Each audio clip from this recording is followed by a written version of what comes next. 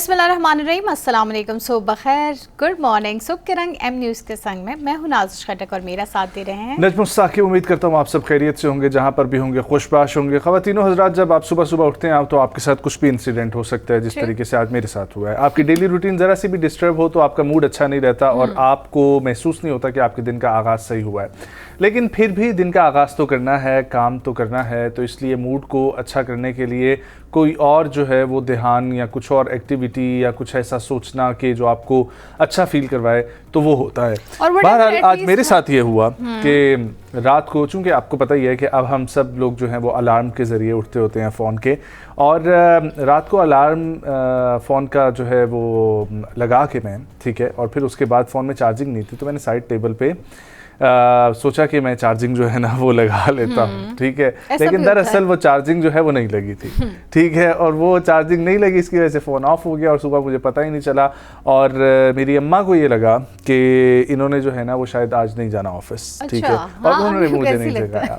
और फिर करते करते ये तो शुक्र है कि तकरीबन 1 घंटे पहले जो है वो आंख खुल गई, और फिर उसकी वजह से जो है ना जल्दी जल्दी ये भी शुक्र अदा करें कि आंख खुल गई, जो ना खुलती तो फिर क्या हो सकता था। एग्जैक्टली, फिर आप होती ना। हाँ, फिर मैं ही होती। बट हाँ, मेरे साथ भी ऐसा कभी कभार हो जाता है, बट आई थिंक वो मेरी ये एक बन चुकी है ना कि एक रूटीन सेट हो जाती है कि आपने इस टाइम उठना है। तो अब मैं जिन दिनों में ऑफिस नहीं भी आती ना, एग्जैक्ट 7 बजे मेरी वैसी आंख खुल जाती है, मैं पानी पी लेती हूँ और फिर दूसरी चीज़, हाँ, अब वापस हो जाती है। और दूसरी चीज़ ये होती है कि मुझे ऐसा महसूस होता है कि मेरा फंक्शन जो है ना वो काम नहीं कर सकता जब तक मैं नाश्ता ना करूं, ठीक है, और मैं नाश्ता करके घर से निकलता हूं। हाँ, और ये आपकी वैसे बहुत अच्छी आदत भी है। आपने मुझे बताया था कि मैं नाश्ता करके आता हूं। इनफैक्ट मैं चाय पीती थी, आप मुझसे पूछते थे आप नाश्ता नहीं करके आती, तो उसके तो बाद से मैंने अपनी बिल्कुल ये रूटीन बना ली है कि नाश्ता किए बगैर मैं अब नहीं निकलती। जितना भी अब लेट हो जाऊं, मैं ब्रेड पे सिर्फ शहद डाल के थोड़ा सा उसके ऊपर एक केला काट लेती हूँ, लेकिन मैं करती अब जरूर। बल्कि आज का हमारा मैसेज भी यही होगा कि आप लोग जो है ना सुबह घर से जब स्कूल के लिए, कॉलेज के लिए, यूनिवर्सिटी के लिए, ऑफिस के लिए जब भी निकलते हैं, कोशिश किया करेंगे थोड़ा बहुत जो है ना वो कुछ खा लिया करें। उससे ये होता है कि सारी रात आप सोए होते हैं, अगर कमो पेश भी आप 6 घंटे 7 घंटे जो है ना वो फास्टिंग में होते हैं, फिर उसके बाद जो है वो आप सुबह उठते हैं, तो आपके मेटाबॉलिज्म के लिए जो है ये काफ़ी अच्छा होता है कि हल्का सा अगर उसको कुछ खाने को मिल जाए तो आपकी एनर्जी जो है ना वो 12-1 बजे तक ड्रेन नहीं होती। मोस्टली लोग उठने के बावजूद 3-3 4-4 घंटे जो है वो नाश्ता नहीं करते। आई डोंट नो कैसे उनका सिस्टम जो है वो काम कर लेता है, उनकी कैसे एक्टिव जो है ना वो फील कर देते हैं। लेकिन वैसे बहुत सारे लोगों ने ना नजम ये रूटीन भी बनाई होती है कि वो नाश्ता किए बगैर जो है ऑफिस से जाते हैं, और जिस दिन अगर वो नाश्ता कर ले तो उनकी तबीयत खराब सी फील होती है, बिकॉज आई थिंक वो अपने आप को आपने इस तरह एडजस्ट किया होता है कि आपका मैदा को जब सुबह सुबह खुराक मिलती है तो वो भी हैरान हो जाता है, ओहो ये क्या हो रहा है। तो ये थी आज की पहली कॉफी की सिप, ठीक है। स्टार्ट करते हैं अपने प्रोग्राम को। नाश्ता जरूर करना है और नाश्ता होना भी बादशाहों वाला चाहिए। एग्जैक्टली जी, तो स्टार्ट करते हैं प्रोग्राम को। सबसे पहले हमारा सेगमेंट है सुबह की खबर, जिसमें हमारे पास खबर है खैबर पख्तूनख्वा से, जहां पर सिक्योरिटी फोर्सेस ने बड़ी कार्रवाई की और इसके नतीजे में 13 दहशतगर्द जो है वो हलाक हुए हैं। पाकिस्तानी सिक्योरिटी फोर्सेस ने खैबर पख्तूनख्वा के ज़िला के मुख्तलिफ अजला में कार्रवाइयाँ की हैं, जिसमें खैबर और बन्नू में 2 मुख्तलिफ मकामात पर दहशतगर्दों के खिलाफ कामयाब कार्रवाइयाँ करते हुए फितनतुल खारिज के 13 दहशतगर्दों को जहन्नुम वासिल किया। पाक फौज की शोबा ताल्लुकात आमा ISPR के मुताबिक पहली बड़ी कार्रवाई ज़िला खैबर के इलाके बाड़ा में एक खुफिया इतला की बुनियाद पर की गई, जहां फोर्सेस और दहशतगर्दों के दरमियान शदीद फायरिंग का तबादला हुआ। इस ऑपरेशन के नतीजे में फितनतुल खारिज के ताल्लुक रखने वाले 10 दहशतगर्द मारे गए, जबकि उनके कब्जे से असला और गोला बारूद भी बरामद किया गया। दूसरी जानिब बन्नू के इलाके में सिक्योरिटी फोर्सेज ने एक और मौसर कार्रवाई की, जिसके दौरान मजीद 3 दहशतगर्दों का खात्मा किया गया है। अब ये जो न्यूज़ है ना, ये एक ऐसी है कि इसमें एक तरफ हमें ये तशवीश होती है कि दहशतगर्दी का मुकम्मल तौर पर ख़ात्मा क्यों नहीं हो रहा है, लेकिन साथ ही साथ जब हम ऐसी कार्रवाइयाँ देखते हैं तो ये भी तसल्ली होती है कि हमारे मुल्क की, हमारे कौम की हिफाजत करने के लिए हमारे जवान अभी भी मौजूद हैं, और वो कहते नहीं हैं कि सर पर कफन बांध कर अपने मुल्क की हिफाजत के लिए हम वतन गोश होते हैं। सो वो वही बात है कि वो होते हैं, लेकिन फिर भी हमारी दुआ है कि हमारा मुल्क दहशतगर्दी से पाक हो जाए। आमीन। आगे बढ़ के आपको बता दें जी, मुल्क की सतह पर तेल व गैस के शोबे से अच्छी खबर सामने है। अच्छी खबर क्या है कि जब वज़ीरिस्तान ब्लॉक में स्पेनवाम एक कुएं से गैस और कंडेंस्ड की पैदावार शुरू हो गई ہے. اس کا افتتاح بھی باقاعدہ ہو گیا ہے اور ہمارے وفاقی وزیر پیٹرولیم علی پرویز ملک کا کہنا ہے جنہوں نے اس کا افتتاح کیا, ان کا کہنا ہے کہ اسپین وام ایک دریافت سے پاکستان کی توانائی سیکٹر مضبوط ہوگا اور اس سے ابتدائی پیداوار 40 MMSCFD گیس حاصل ہوگی.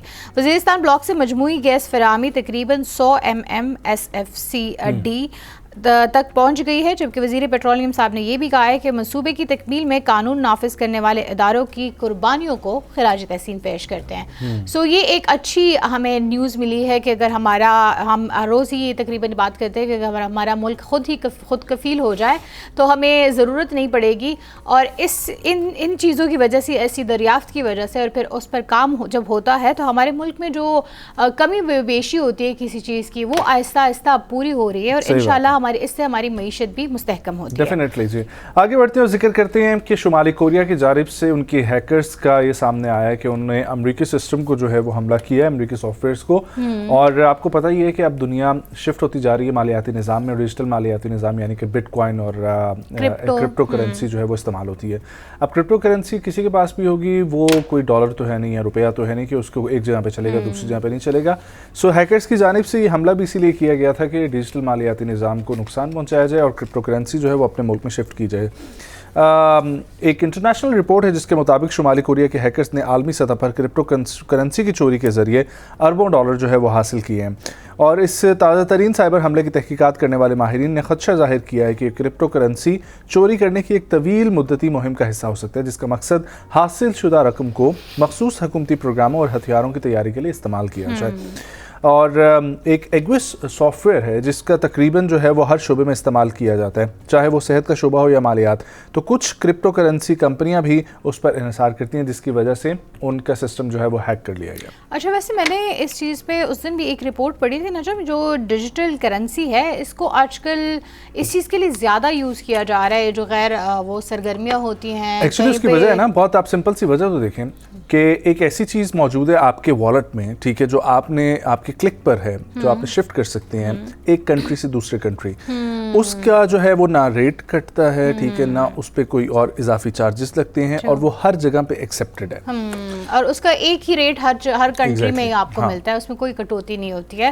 بہرحال ہیکرز کا جہاں ہم ذکر کرتے ہیں تو ویسے جو ہیکنگ کرنے والے لوگ ہوتے ہیں وہ بہت کریٹیو مائنڈ, بہت کریٹیو مائنڈ کے ہوتے ہیں, تو اگر ان کا مثبت استعمال کیا جائے, لیکن جہاں پہ مثبت استعمال کیا جاتا ہے نا, آپ دیکھیں پاکستان میں جو ہے وہ جو ہیکر جس نے انڈین چینل ہیک کیا تھا اور نیچے اپنی اسٹرپ لگائی تھی, وہ آفیشلی میرا خیال ہے پاکستان کی فورسز کے ساتھ بھی کام کرتا ہے, بالکل منسلک ہیں. تو وہی بات ہے کہ ایسے بہت کم ملتے ہیں نا. باقی اگر آج کل دیکھا جائے اسکیمرز اتنے زیادہ ہو گئے ہیں, لوگوں کے کارڈز ہیک کرنے والے اتنے زیادہ ہو گئے ہیں, اکاؤنٹس ہیک کرنے والے. سو ان چیزوں سے میرے خیال سے تھوڑا سا اجتناب کرنا چاہیے اور اپنے جو کریٹیوٹی ہے اس کو مثبت سوچ کے ساتھ استعمال کرنا چاہیے. آگے بڑھتے ہیں. 8 سال بعد ایک کیس کا فیصلہ آیا ہے. سو کیس آپ کو بتاتے ہیں کہ کیا تھا. جی تک عزت کیس کا فیصلہ, گلوکارہ میشا شفیع, آپ لوگوں کی بھی نظر سے گزرا ہوگا, سن تو رکھا ہی ہوگا. گلوکارہ میشا شفیع نے علی ظفر گلوکار پہ جو ہے ایک کیس کیا تھا کہ انہوں نے ہراساں کیا ہے ان کو ایک گانے کی دوران. وہ گانا جب بن رہا تھا اس کے دوران میں کچھ ایسی ایکٹیویٹیز کی علی ظفر میں جس کو وہ ہیراسمنٹ کے زمرے میں لے رہی تھی. 8 سال تک یہ کیس چلا. اس کے بیچ میں ہوا یہ کہ ان کا وہ کیس بھی وہ جو ہے وہ نہیں ثابت کر سکی, وہ جو پہلا کیس تھا, ٹھیک ہے, اس کے بعد علی ظفر نے ڈیفیمیشن کا بیسیکلی کیس کیا تھا. سو اس کا جو ڈیفیمیشن کا کیس ہے اس کا فیصلہ اب آ چکا ہے, اور میشا شفیع کو 50 لاکھ جرمانے ان پہ عائد کیا گیا ہے کہ وہ دیں گی. لیکن انہوں نے فیصلہ کیا کہ میں ہائی کورٹ میں جو ہے دوبارہ جاؤں گی. اسی طرح میں آنا چاہ رہی تھی کہ وہ کہہ رہی ہیں کہ میں ایک اور اٹیمپٹ کی طرف جانا چاہوں گی. اب دا پوائنٹ از کہ ایک چیز جو ہے وہ 2 بار پروف نہیں ہو چکی ہے, 2 دفعہ نہیں ہو سکی. ایکچولی یہ جو ابھی یہ جو کیس جیتے ہیں, اس سے پہلے ایک اور سیشن کورٹ جو ہے میرے خیال ہے وہاں سے بھی یہ ہار چکی ہیں کیس اسی تک عزت گئی. سو دیکھیں ایک چلیں یہ ڈسکس کر لیتے ہیں کہ ایک خاتون کے پاس یہ اختیار ہوتا ہے بے شک کہ اگر اس کو لگتا ہے کہ اس کو کسی بھی طرح سے ہراساں کیا جا رہا ہے, چاہے وہ فزیکل ہو, چاہے وہ ایموشنل ہو, چاہے وہ مینٹل ہو, ٹھیک ہے, مانا کہ آپ اس کو اس کے خلاف جا کے کورٹ میں اپیل دائر کر سکتی ہے, پر اس چیز کا بہت سارے لوگ, میں صرف میشا شفیع پہ تنقید نہیں کرنا چاہ رہی, بہت سارے لوگ اس کا مس یوز کرنے لگے ہیں. اور ایک اور چیز بھی دیکھیں, نو ڈاؤٹ کہ آپ حق پہ ہیں, اور بہت سارے لوگ حق پر ہونے کے باوجود ان کے پاس ثبوت نہیں ہوتے اس چیز کو پروف کرنے کے لیے, تب بھی وہ کورٹ میں جاتے ہیں تو کوشش کرتے ہیں, ان کی چیز ہو نہیں سکتی ہوتی. تو اگر آپ کے ساتھ خدا نخواستہ کوئی ایسا انسیڈنٹ ہوا ہے تو آپ پہلے تو کوشش کریں کہ اس کے جو ہے نا شواہد اور ثبوت وہ اکٹھا کریں, تاکہ کل جب آپ کورٹ میں جاتے ہیں تو کورٹ آپ کی معصومیت یا آپ کی زبان پر جو ہے وہ اعتبار نہیں کرے گی, وہ پورا ایک پروسیس فالو کرتی ہے. That's true. اور یہ بھی ہے کہ اگر آپ کے پاس دیکھیں ایسے سپوز ایسے کوئی میسیجز ہوں گے یا ایسی کوئی چیز تو ہوگی, یا اس کا کوئی ایک بندے کو بھی ایسے فیل تو ہوا ہوگا کہ ہاں ایسا ہو رہا ہے, رائٹ. اب جیسے ہم ورک سپیس میں کام کرتے ہیں تو کوئی اگر ہمارے ساتھ بدتمیزی سے برتاؤ کرتا ہے, اس کا کوئی نہ کوئی اینی شاید ہوتا ہے یا کچھ اس کی ٹھوس وجوہات ہوتی ہیں جس کی وجہ سے ہم یہ وہ جو موٹیو ملتا ہے وہ اس پہ بھی آ سکتے ہیں. لیکن اگر آپ کے پاس کچھ بھی نہیں ہے اور آپ صرف اور صرف کسی پہ الزام عائد کرتے ہیں, تو اس سے پہلے خاتون کو یہ بھی سوچنا چاہیے کہ یہ دونوں کی جو عزت ہے اس میں وہ داؤ پر لگ جاتی ہے. ظاہر ہے آپ کی اپنی بھی ایک عزت جو ہے وہ اس پہ بھی سوال اٹھتا ہے کہ آپ اس وقت کیوں نہیں بولی, آپ اب کیوں بول رہی ہیں, اور چاہے ہم کچھ بھی کہیں بٹ ہاں یہ سوال اٹھنا بھی چاہیے کہ جس ٹائم پہ یہ ہو رہا تھا اس ٹائم پہ آپ کیوں نہیں بولے ہیں اور اب آپ کو بولنے کی ضرورت کیوں پڑ رہی ہے. سو خدارہ ایک تو یہ ہے کہ اس چیزوں سے اس کا بیجا استعمال نہ کریں, اس کو جو حق آپ کو دیا گیا ہے کہ آپ اس کا پازیٹیو استعمال کر کے خود کو ایک معاشرے میں محفوظ کر سکتی ہیں, لیکن اس کی وجہ سے آپ دوسروں کو غیر محفوظ بھی نہ کریں. ایگزیکٹلی. آگے بڑھتے ہیں اور کھیل کی دنیا سے ہمارے پاس خبر یہ ہے کہ آئی پی ایل چھوڑ کر پی ایس ایل جوائن کرنے والے ایڈم زمپا, اور انہوں نے فائنلی یہ بتا دیا کہ انہوں نے آئی پی ایل کیوں چھوڑا تھا. پاکستان سپر لیگ کی ٹیم کراچی کنگز کے اسکواڈ میں یہ شامل ہیں. آسٹریلیا کے سٹار اسپنر ہیں ایڈم زمپا, اور انہوں نے انکشاف کیا ہے کہ انڈین پریمیئر لیگ یعنی کہ آئی پی ایل میں مجھے میری مہارت کے حساب سے وہ معاوضہ نہیں مل رہا تھا. ایک مقامی سپورٹس پلیٹ فارم کو دیے گئے انٹرویو میں آسٹریلوی لیگ اسپنر نے کہا کہ آئی پی ایل چھوڑنے کے حوالے سے بھارتی کرکٹ لیگ کافی زیادہ وقت لیتی ہے اور وہاں مجھے میری مہارت کے حساب سے معاوضہ نہیں ملتا, اس لیے میرے لیے یہ مناسب فیصلہ تھا کہ میں پی ایس ایل جوائن کروں. خیال رہے کہ حال ہی میں کراچی کنگز کا حصہ بننے والے ایڈم زمپا نے ٹورنامنٹ میں اپنی کارکردگی سے بھی کافی جو ہے وہ متاثر کیا ہے اور پی ایس ایل کے معیار کو بھی سراہا ہے. وہ شاندار بولر بھی ہیں, اس میں بھی کوئی شک نہیں ہے, لیکن ایک چیز ہے, اور لائٹر نوٹ ہی بولنا چاہوں گی, بٹ مزدور کا پسینہ خشک ہونے سے پہلے اس کو اس کی تنخواہ مل جانی چاہیے, اور جتنی اس نے مزدوری کی ہوتی ہے اس کے مطابق بھی اس کو تنخواہ ملنی چاہیے. سو ہم ویسے اس بات سے بھی خوش ہیں کہ پی ایس ایل والے اچھے پیسے دے رہے ہیں, کیونکہ اس میں یہ بھی ہو رہا ہے کہ انٹرنیشنل پلیئرز 2 کروڑ روپے واپس بھی لے رہے ہیں. وہ تو جب آپ کوئی وائلیشن کرتے ہیں تو اس کیس میں ہوتا ہے, تو دیکھیں کہ ہر جگہ میری تو نا بڑے ابھی ریسنٹلی میں اس کے اوپر دیکھ بھی رہا تھا, سن بھی رہا تھا, اور میرا تجزیہ کچھ اس قسم کا ہے کہ ہم لوگ اگر دیکھیں تو یہ پلیئرز جب تعریفیں کرتے ہیں, تعریفوں کے پل باندھتے ہیں, چاہے وہ سی ایم پنجاب صاحبہ کی تعریفیں ہوں, چاہے وہ وزیر اعظم صاحب کی تعریفیں ہوں, یا کسی بھی پولیٹیکل شخصیت کی جب یہ تعریف کرتے ہیں تب آپ ان پہ نہیں فائن لگاتے. اس ٹائم یہ پولیٹیکلی اپنے آپ کو انوالو نہیں کر رہے ہوتے, اپنی سائڈ نہیں لے رہے ہوتے, لیکن جب انہوں نے تنقید کرنی ہوتی ہے تو پھر جو ہے وہ آپ ان پر کسی پر تنقید کرنی ہوئی فائن لگایا گیا. محترمہ مریم نواز کے اوپر انہوں نے تنقید کی تھی نا, آپ کو پتہ نہیں ہے کہ کیوں نسیم شاہ پہ فائن ہوا تھا؟ نہیں, آئی ہیو. سو بیسیکلی نسیم شاہ کے اوپر فائن کی وجہ بہت سمپل سی ہے کہ انہوں نے ایک ٹویٹ کیا تھا پی ایس ایل کی پہلے میچ میں, جب مریم نواز صاحبہ نے وزٹ کیا تھا اسٹیڈیم, تو انہوں نے ٹویٹ کیا تھا کہ ہو از شی, ٹھیک ہے, why is she sitting like a getting protocol like a queens at lord, ٹھیک ہے. تو وہ مطلب کہ برطانیہ کی کوئین جو ہے وہ لارڈ میں وزٹ کرنے کے لیے جب آئی تھی, تو اس ٹائپ کا پروٹوکول جو ہے ان کو کیوں دیا جا رہا ہے. اور پھر رائٹ تھوڑی دیر بعد انہی کے اکاؤنٹ سے ایک اور ٹویٹ آیا کہ ریسنٹلی دس اکاؤنٹ واز ہیکڈ, ٹھیک ہے. تو وہ پھر جب جانچ پڑتال کی گئی تو وہ ہیک نہیں تھا اکاؤنٹ, وہ ان کی نسیم شاہ نے ہی ایگزیکٹلی. آئی تھنک ایکسپریشن اور یہ اسپیچ کا اوپینین تو ہر کسی کے پاس ہوتا ہے کہ آپ جو اوپینین رکھتے ہیں وہ آپ بول سکتے ہیں. اس پہ تو میرے خیال سے کسی کو فائن کرنے کا کوئی جواز نہیں بنتا. بٹ آئی تھنک ہاں, لیکن یہ اس بارے میں ویسے مجھے کوئی نالج نہیں تھی, یہ میرے علم میں یہ بات نہیں تھی. بٹ اگر ایسا ہوا ہے تو اٹ از یا آئی مین آپ تعریفیں کریں تو اس ٹائم کوئی نہیں لگاتا, لیکن آپ جو ہے تنقید کریں تو اس ٹائم لگا دیتے ہیں. ہر کسی کا پرسنل اوپینین ہو سکتا ہے اباؤٹ سم تھنگ. ہاں, اگر مجھے آج میں یہ کہوں گی جی نجم کی وہ نہیں اچھی لگ رہی, ہاں تو میں ان کو بولوں گی کہ دیکھیں نجم یہ کوٹ جو ہے وہ آپ کی کلر کے حساب پہ آپ پہ جج نہیں رہا, یا آپ نے یہ کیوں پہنا ہے, right. So I think it's personal opinion. لیکن میرا خیال ہے کسی کو دل پہ بہت زیادہ لگ گئی تھی یہ بات. آگے بڑھتے ہیں اور ذکر کرتے ہیں کہ کھیل ہی کھیل میں گڑیا کا جنازہ غزہ میں بچوں کی یہ ویڈیو جو ہے بڑی وائرل جا رہی ہے, اور بڑی جو ہے نا وہ معصوم سی ویڈیو ہے جس پر دل جو ہے نا وہ بڑا رنجیدہ ہو جاتا ہے. آپ یہ دیکھیں بچوں نے دیکھا ہی یہ ہے کہ پچھلے کچھ عرصے سے کہ جنازے اٹھ رہے ہیں, ان کو یہ لگا کہ یہ کھیل ہے, اور وہ ایک دوسرے کے ساتھ یہ کھیل جو ہے وہ منا رہے ہیں کہ 4 بچے کھیلتے ہوئے آپ کو جو نظر آ رہے ہیں گڑیا کا جنازہ اٹھا کے, اینڈ دے پریٹینڈنگ لائک کہ وہ جنازہ لے کر جا رہے ہیں. یہ مینٹلی یہ سائیکولوجیکل ایفیکٹ ہوتا ہے ایک وار کا. آپ کے بچوں کے ذہنوں میں یہ ایفیکٹ ساری زندگی کے لیے جو ہے وہ رہ گیا ہے, اور ان کے پاس کیا وہ بچے تو سوچ بھی نہیں سکتے صحیح طریقے سے, سمجھ بھی نہیں سکتے. ان کے ہاں جو کچی میموری ہے اس میں اتنی خوف و ہراس اور اتنا خون, اتنا تشدد, عمارتوں کا گرنا, آواز بموں کی, یہ سب ان کے دماغ میں جو ہے نا وہ رچ بس گیا. ان کے لیے بالکل نارمل روٹین بن چکی ہے کہ ان کو یہ لگ رہا ہے کہ بس it's like you know every day life. اور یہ سوچیں کہ بعد ازاں جب ہم دیکھتے ہیں یہی بچے جب بڑے ہوتے ہیں تو جو اتنے ٹراماٹائز ہم کہتے ہیں, وہ بچپن کا جو ٹراما آپ کے ساتھ جڑا رہ جاتا ہے, وہ اسی قسم کے ٹراماز ہوتے ہیں جو ہمارے بچوں کو بعد میں بھی ان کے پیچھا نہیں چھوڑتے ہیں, اور اس کی وجہ سے ان کی ساری زندگی جو ہے, فیوچر, ان کی میرڈ لائف بعد میں جو ہوتی ہے, ان کی پروفیشنل لائف جو ہوتی ہے, وہ سب کو افیکٹ کرتی ہے. سو ہم اپنے بچوں کو کیا دے رہے ہیں, ان کا بچپن ان سے چھین کے ان کے ہاتھوں میں کیا دے رہے ہیں, اس بات پہ ہمیں سوچنا چاہیے. اور صرف ہمیں نہیں, اس پہ ہماری عالمی برادری کو سوچنا چاہیے کہ ان بچوں کا بچپن چھیننے کا حق کسی کو نہیں ہے. ایگزیکٹلی. آگے بڑھتے ہیں اور آپ کو کیا بتاتے ہیں کہ جی ہماری قومی اسپورٹس کی دنیا سے, ہاں واپس آ گئے ہم جی اسپورٹس کی دنیا میں. قومی ویمنس ٹیم T20 چیمپئن شپ میں رنز کے انبار لگا گئی, بھارت کا عالمی ریکارڈ توڑ دیا. ویسے ایک بات ہے, ہماری جو ویمنس ٹیم ہے, ہماری کرکٹ ٹیم, وہ کافی شاندار کھیل رہی ہیں. اس سے پہلے بھی میں نے 1-2 بار دیکھا تھا, تو وہ بہت ہی اچھا ماشاء اللہ سے کھیل رہی ہے. تقریباً ساری ریکارڈ توڑ رہی ہے اس سے پہلے جتنے بنے.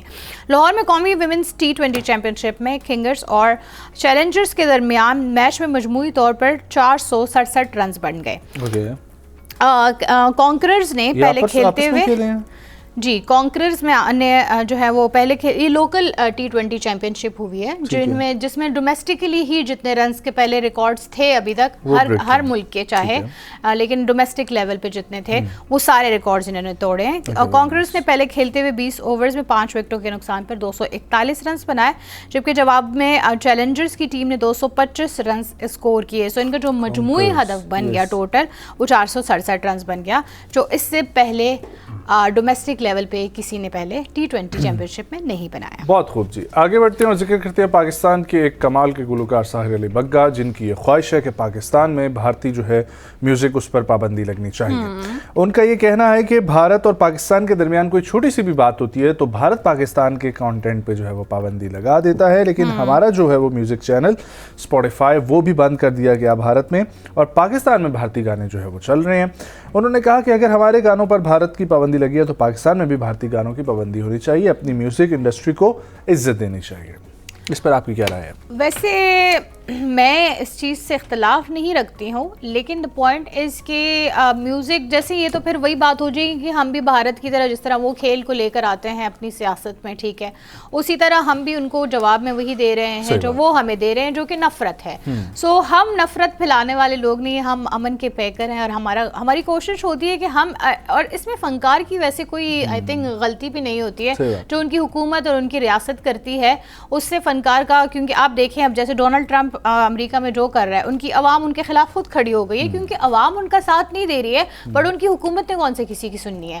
سو I think that's the same case جب ہم بھارت کا دیکھتے ہیں کہ ان کی جو حکومت کر رہی ہے بہت سے لوگوں کو اس سے اختلاف ہے, لیکن ظاہر ہے انڈیویجول وہ کیا کر سکتے ہیں. سو آئی تھنک فنکار کی جو عزت ہے اس کی کوئی باؤنڈری نہیں ہوتی, اس کی کوئی ٹیریٹری نہیں ہوتی, اس کی عزت ہر جگہ ہی کی جا سکتی ہے. ایگزیکٹلی جی. اور میرا خیال ہے کہ پاکستان میں تو ویسے بھی چیزیں جو ہے نا وہ اس طریقے سے ہیں کہ اگر ہم میوزک انڈسٹری کی بات کریں تو بہت اچھی ہماری میوزک انڈسٹری ہے, نو ڈاؤٹ, اور ہر قسم کا سنگر یہاں پر موجود ہے. ان کو بھی بس مزید زیادہ پلیٹ فارمز جو ہے نا وہ دینے کی ضرورت ہے. بالکل ان کو سراہنے کی ضرورت ہے, کیونکہ ہمارے جتنے سنگرز ہیں ان کو انٹرنیشنلی بہت ریکگنیشن ملتی ہے, اور جس ملک کا ہم ذکر کر رہے ہیں بھارت, وہاں پر پکڑ پکڑ کے ہمارے سنگرز کو لے کر جا کر جو ہے وہ ان کا سب کچھ جو ہے وہ کانٹینٹ بنایا گیا. اور بہت بڑے بڑے نام نو ڈاؤٹ پاکستان سے بھارت گئے ہیں جنہوں نے جا کے وہاں پر عزت کمائی ہے. آج بھی جو ہے وہ بھارت کی فلموں میں ان کے گانے جو ہے وہ بولے جاتے ہیں اور سنے جاتے ہیں, ایون کاپی کیے جاتے ہیں. مطلب وہاں پہ ہمارے فنکاروں کی عزت ہے, ان سے پیار ہے, ان سے محبت ہے, بس وہ کھل کے اعتراف جو ہے وہ کچھ مجبوریوں کے تحت کر نہیں پاتے. بٹ آئی بلیو کہ پنجابی یونرا میں جو ہے نا ان کے جو پنجابی سنگرز ہیں نا وہ انبیٹیبل. ہاں ویسے آپ نے اس دن سنا تھا ہمارا پاکستانی ایک ڈرامہ چلا ہے ابھی آج کل جس میں ہانیہ عامر اور بلال عباس خان تھے. ایک ابھی ریسنٹلی انڈیا میں ایک کانسرٹ ہوا تھا, اس گلوکارہ کا نام مجھے یاد نہیں آ رہا, جس نے اپنی کانسرٹ میں لوگوں کو سرپرائز کیا. ہمارے پاکستانی او ایس ٹی ہے میری زندگی ہے تو, وہ گا کے. سو مطلب لوگ پسند کر رہے ہیں, ٹھیک ہے, it was out of blue, out of nowhere کے لوگوں کو. دیکھیں نو ڈاؤٹ اگر آپ ذکر کرتے ہیں نا کہ وہاں پر آرٹسٹ ٹو آرٹسٹ کا سین ہی ہوتا ہے نا, اور میں تو ساحر علی بگا کی اس بات پہ اس وجہ سے حیران ہوں کہ انہوں نے شاید بہت زیادہ جذبات ہو کے بات کر دی, ورنہ کوئی بھی آرٹسٹ جو ہے نا, کوئی بھی آرٹسٹ چاہے وہ ادھر سے تعلق رکھتا ہو یہاں سے تعلق رکھتا ہو, وہ اس قسم کی بات نہیں کرتا کہ ہمارا کانٹینٹ جو ہے ادھر بین ہونا چاہیے, ان کا کانٹینٹ ہمارے ہاں بین ہونا چاہیے. اور کانٹینٹ کے حوالے سے جو ہے نا, ہاں وہ والا کانٹینٹ جو پروپیگنڈا کے تحت بنایا جا رہا ہو اور وہ والا کانٹینٹ جو جھوٹ پر مبنی پروپیگنڈا کیا جا رہا ہو اس پر بین بالکل لگنا چاہیے. اور اس کو اگر کوئی مانیٹر کر لیتا ہے تو اس کو ہرگز ہر پلیٹ فارم سے جو ہے پاکستان میں آنے سے روکنا چاہیے, کیونکہ وہ ایک نفرت, ایک آپ کے جو ذہن سازی جو کرتا ہے نا وہ غلط ہوتا ہے. لیکن ایک جو پیار محبت کی چیز ہے, ایک انجوائمنٹ کی ہے, انٹرٹینمنٹ کی ہے, اس کو تو ہم دونوں کو جو ہے نا دونوں ملکوں کو سپورٹ کرنا چاہیے. بالکل ایسا ہی ہے, اور اس میں کوئی ٹیریٹری اور باؤنڈری کا نہیں ہوتا, اور ہم بھارت سے کوئی نفرت تو کرتے نہیں ہیں. ہاں ان کی حکومت جو کرتی ہے, ہمارا جو اختلاف ہے وہ ہم رکھتے ہیں, اور ہم ان کو سدھارنے کے لیے ہم بولتے بھی ہیں کہ یہ غلط ہے اور یہ صحیح. سو ہم غلط اور صحیح ان کو بتا سکتے ہیں, بٹ اس کا مطلب یہ نہیں ہے کہ ہم ان سے نفرت کرنے کا حق ہو گیا, یا ہم اس چیز پہ پابندی لگائیں کہ یہ نہیں ہونا چاہیے. عزت ہمیں کرنی چاہیے. آگے بڑھتے ہیں اور ذکر کرتے ہیں اداکار شان کی. پاکستان کی فلموں کی شان رہے ہیں یہ بہت عرصے تک, اور بہت سارے لوگ ان کے مداح ہیں. امریکہ سے واپس آ کر پنجابی فلم کرنا ایک بڑا چیلنج تھا, ان کی جانب سے یہ کہا گیا. بہت عرصے سے یہ امریکہ میں مقیم تھے اور وہاں پر اپنی زندگی گزاری تھی, اس کے بعد واپس آنا دوبارہ سے اور پنجابی فلم کرنا, اور بڑے ماڈرن وے میں کرنا. اور بھلا کے نام سے ان کی ریسنٹلی فلم آئی تھی اس عید پر, اور اگر آپ لوگوں نے ابھی تک نہیں دیکھی تو ابھی بھی سنیما گھروں میں ہے, وہاں پر جا کے آپ لوگ جو ہے ضرور اس شو کو انجوائے کریں. ہاں نشان کی ویسے بھی جتنی پرفارمنسز ہوتی ہیں, میں بہت چھوٹی عمر سے ان کو دیکھ رہی ہوں, لیکن مجھے بہت پسند ہے کیونکہ ان کی ایکٹنگ میں وہ ہے. I haven't watched his work. اچھا ایک نا میں نے ابھی تک مجھے یاد ہے بچپن میں نے دیکھی تھی, بہت چھوٹی تھی اس وقت میں. عید کے تیسرے پہلے اور دوسرے دن پاکستانی فلم لگتی تھی پی ٹی وی پہ, ٹھیک ہے, دوپہر کو. اس میں ایک تھی جس میں نور بھی تھی اور شان بھی تھے, اور اس کا نام تھا گھر سے گھر تک. اچھا, it was epic. یہ تو آج کل ایک برفی کا نام ہے. مجھے ابھی بھی کیا ہے, برفی کا ایک نام ہے گھر سے گھر تک. اچھا مجھے یہ نہیں پتا, لیکن کیا شاندار وہ مووی تھی. تو شان کی اداکاری مجھے وہ بچپن جب میں بہت چھوٹی تھی تب سے وہ میرے ذہن میں نشین ہے. مطلب وہ شان کی وار فلم بہت عرصہ چلی تھی اور بہت کمال کی چلی تھی. ان کی اداکاری تو نو ڈاؤٹ انہوں نے اپنا لوہا منوایا ہے. اور ویل یہ تھا جی آج کی صبح کی خبر کا سیگمنٹ. واپس آئیں گے, ڈسکس کریں گے ایران, اسرائیل, امریکہ کا, اور پاکستان میڈیشن کا کردار ادا کر رہے ہیں. اب چائنا بھی اس میں شامل ہو گیا. پاکستان کے وزیر خارجہ اسحاق ڈار کی چائنی चाइना में जो है वो जिस तरीके से मुलाकातें जारी हैं, ठीक है। सो अफगानिस्तान के इशू पे भी बात हुई। अफगानिस्तान और पाकिस्तान के दरमियान अमन कायम करना इस वक्त ख़ित्ते में अमन कायम करने के लिए बहुत ज़रूरी है। इन चीज़ों पे गौर व फिक्र हुआ, कुछ निकात पेश किए गए, उन पर बात हुई। किस हद तक उस पर ये मुज़ाकरात आगे बढ़कर हमें एक पॉजिटिव एस्पेक्ट देंगे और उन पर अमल किया जाएगा, ये हम अगले इस सेगमेंट में डिस्कस करेंगे। छोटी सी ब्रेक लेंगे, वापस आएंगे, कहीं जाइएगा, हमारे साथ रहिए।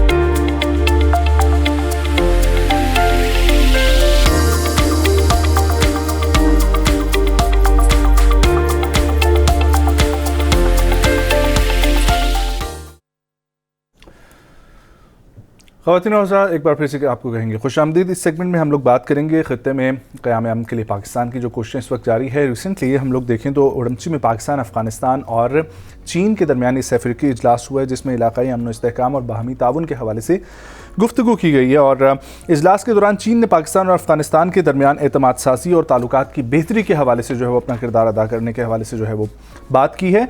और उसके साथ साथ जो है अफ्रीकी मुलाकात ख़ित्ते में इस्तेहकाम और ताउन के फ़रोग़ के लिए एक मस्बत पेशरफ़्त जो है इसको करार दिया जा रहा है। इसका क्या रिज़ल्ट निकलेगा और इसके ऊपर बात करेंगे। और इसके साथ साथ हम लोग ये देखेंगे कि ईरान वॉर 2026 जो इस वक्त जारी हो रही है, उसमें ये दौरान पाकिस्तान और चीन की एक और अहम मीटिंग जो है वो बीजिंग में हुई, जिसमें पाकिस्तान के वज़ीर ख़ारजा इसहाक़ डार थे और चीन के वज़ीर ख़ारजा जो है वांग यी, उन्होंने शिरकत की। और इस मीटिंग के कुछ जो है वो बुनियादी पॉइंट्स जो थे वो सामने आए हैं कि जंग को रोकना और अमन कायम करने के लिए क्या क्या चीज़ें ज़रूरी हैं। उसमें फ़ौरी तौर पर सीज़ फायर की जो है वो अपील की गई है। ईरान, इसराइल और अमेरिका को मुज़ाकरात की मेज़ पर लाना ये मकसद है। और आम शहरियों और अहम तनसीबात जैसे न्यूक्लियर और ऑयल सहूलियात, उनकी हिफाजत और स्ट्रेट ऑफ हार्मोज़ को महफूज रखना है, क्योंकि यहाँ से जो है नकलो हरकत आपको मालूम ही है। और मसले को सिर्फ़ और सिर्फ सफारती के जो है ना वो मुज़ाकरात के हल के ज़रिए जो है वो करना है। इसी के ऊपर बात करेंगे। हमें वीडियो लिंक के ज़रिए ज्वाइन कर रहे हैं farmer foreign secretary of Pakistan और ही also serve as the Pakistan ambassador to Iran, south Korea and United nation. We have with us mister Shamshad Ahmad Khan साहब। अस्सलाम वालेकुम शमशाद साहब, बहुत शुक्रिया प्रोग्राम में शामिल होने के लिए। उम्मीद आप खैरियत से हैं। सर फरमाइएगा, सबसे पहले तो मैं बात करना चाहूँगा पाकिस्तान और अफ़गानिस्तान के दरमियान जो ये सिलसिला जारी हो सारी था, उस पर ये जो रिसेंटली अफ्रीकी इजलास हुआ है, इस पर आपकी क्या राय है? इस सिलसिले से पहले भी हम लोग अफ़गानिस्तान के मामले पर कतर को शामिल कर चुके हैं, तुर्किया को शामिल कर चुके हैं, अब चीन जो है वो हमारे साथ बैठ रहा है। इस पर पेशरफ्त से ये सिलसिला जो पाकिस्तान चाहता है अफ़गानिस्तान के प्रॉक्सीज ख़त्म करना, TTP के ऊपर मामलात, भारत से फंडिंग, इस पर कोई पेशरफ्त हो पाएगी? देखिए, असूलन तो होनी चाहिए, लेकिन ये ताख़ीर हो गई है, बल्कि मैं ये कहूँगा, क्योंकि जब दोहा में ये पीस अकॉर्ड हुआ था तालिबान के साथ और अमेरिका के दरमियान, तो उसके बाद फौरी बाद तालिबान को प्रॉपर तरीके से इंस्टॉल किया जाना था, कंसोलिडेशन करनी। उनको कोई तजुर्बा नहीं है रियासत चलाने का। वो तो 96 में पावर में आए थे जब सोवियत विथड्रॉल हुई थी। उसके बाद फिर 4-5 साल बाद फिर 9/11 हो गया। 9/11 के बाद अमेरिका ने उन पर चढ़ाई कर दी और वो 20-22 साल अमेरिका उनके साथ लड़ता रहा, नाकाम रहा। और फिर इमरान खान से उसने रिक्वेस्ट की कि मुझे इनसे छुड़वाओ। ये था डोनाल्ड ट्रंप था उस वक्त वो प्रेसिडेंट, कि मुझे इनसे छुड़वाओ। तो इमरान खान ने वो पीस करवाया दोहा में। और लेकिन बदकिस्मती ये है कि जो ही वो अमन हुआ, इमरान खान को भी निकाल दिया गया और जो असल बंदा जो डील कर रहा था तालिबान से, फैज़ हमीद, उसको भी बदल दिया गया। तो अगर वो ना ये तब्दीली होती तो आज सिचुएशन बिल्कुल मुख्तलिफ होती। तालिबान को हम अच्छे तरीके से इंस्टॉल करते रियासत के तरीके से, क्योंकि हमारी पैदावार है, हमने पैदा किए हुए हैं ये, तो हमने हैंडल ठीक नहीं किया, तो आज इंडिया ने फ़ायदा उठाया और उनको इस्तेमाल कर रहे हैं प्रॉक्सी के तौर पर। तो अभी भी वक्त है। ये जो क्या है, पाकिस्तानी तालिबान जो पैदा हुए थे, वो इस वजह से नहीं है कि ہم کر نہیں سکتے تھے. وہ گورننس کی کمزوریاں ہیں ہماری جس کی وجہ سے ہوتے ہیں. ٹیررزم جو ہے یہ کوئی ہتھیار نہیں ہوتا. اچھا شمشاد یہ صاحب, کوئی دشمن نہیں ہوتا, یہ مائنڈ سیٹ ہوتا ہے. اور اس میری بات سن لیجیے, اس مائنڈ سیٹ کو ختم کرنا ضروری ہوتا ہے ٹو پریونٹ ٹیررزم. ہمارے ہاں گورننس نہیں ہے. اگر کوئی حکومت گورننس کر رہی ہوتی پراپرلی تو آج یہ مسئلہ نہ ہوتا. ٹھیک ہے شمشاد صاحب, یہ پوائنٹ لے لیجئے گا کہ اس وقت جو ذکر کیا جاتا ہے کے پی کے گورنمنٹ کی طرف سے کہ ہم لوگ ڈائلاگ کے ذریعے معاملات حل کرنا چاہتے ہیں اور بات چیت ہونی چاہیے, اور دوسری جانب پہ ہم لوگ دیکھتے ہیں تو D G I S P R کا جس طریقے سے بیان آتا ہے اور جو پوری فیڈرل گورنمنٹ ہے ان کا پوائنٹ آف ویو یہ ہے کہ بات چیت نہیں ہو سکتی. جب وہ دراندازی کر رہے ہیں, وہ یہاں پر پراکسی سیٹ کر رہے ہیں, وہ یہاں پر حملے کر رہے ہیں, تو پھر ان پر بھی حملہ ہوگا, اور چاہے پھر وہ ٹی ٹی پی کے لوگ اس میں شامل ہوں, چاہے وہ افغان طالبان کی جو حکومت ہے ان کے لوگ شامل ہوں, دونوں پر جو ہے وہ ہم لوگ حملہ کریں گے. آپ کے نزدیک اس کا حل جو ہے وہ اس وقت جو حملوں کی فیڈرل گورنمنٹ اور یہ جو ایک نیریٹو بنا ہوا ہے کہ ڈائلاگز کے ذریعے مسئلے حل جو ہے وہ نہیں ہو سکتے, ہمیں جو ہے وہ دراندازی کرنے والے کو جواب دینا پڑے گا, اس وقت آپ کیا سوچتے ہیں کہ پاکستان اور افغانستان کا حل کیسے نکل سکتا ہے؟ نہیں دیکھیے, یہ کوئی دو چیزیں نہیں ہیں. آئی ایس پی آر اور فیڈرل گورنمنٹ ایک ہی چیز ہے. میں بتاؤں تو جو گورنمنٹ کے فیصلے ہیں وہ آئی ایس پی آر اور فوج کی منظوری کے ساتھ ہو رہے ہیں, تو یہ دونوں کو ایک پوزیشن اکٹھے بنانی ہوگی کہ جو ہماری شارٹ کمنگز رہی ہیں جس کی وجہ سے یہ آج طالبان جو ہیں وہ ہندوستان کی پراکسی بن گئے ہیں, وہ ایڈریس کرنے ہیں. اور یہ راکٹوں سے یا میزائلوں کے ساتھ نہیں ختم ہو سکتا. میں بتا دوں امریکہ 20 سال پھنسا رہا ہے طالبان کے خلاف, جنگ نہیں جیت سکا.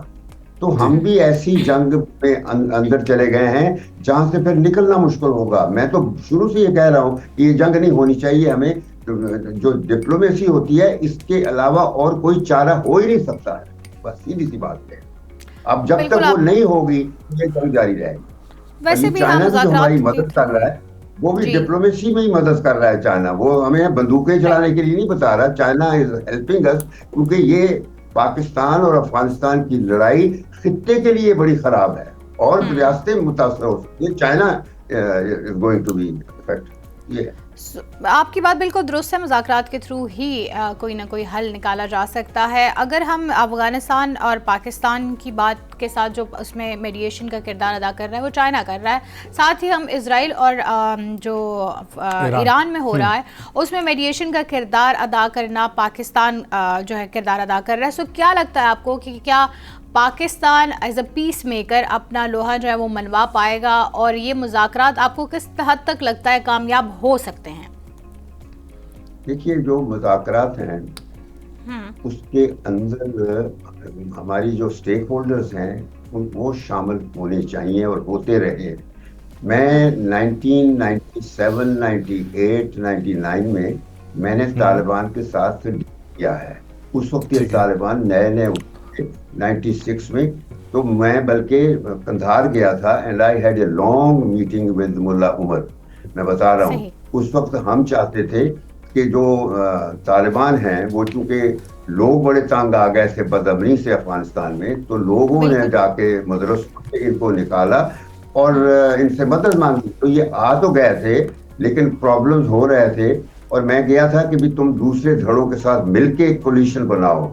تو وہ نہیں مان رہا تھا ملا عمر ہے. وہ کہتا تھا کہ یہ جو ہیں یہ بالکل نکمے آدمی ہیں, نالائق آدمی ہیں, اور میں بالکل نہیں صلح کروں گا. لیکن خیر ہم نے ڈائلاگ کروا دیا تھا.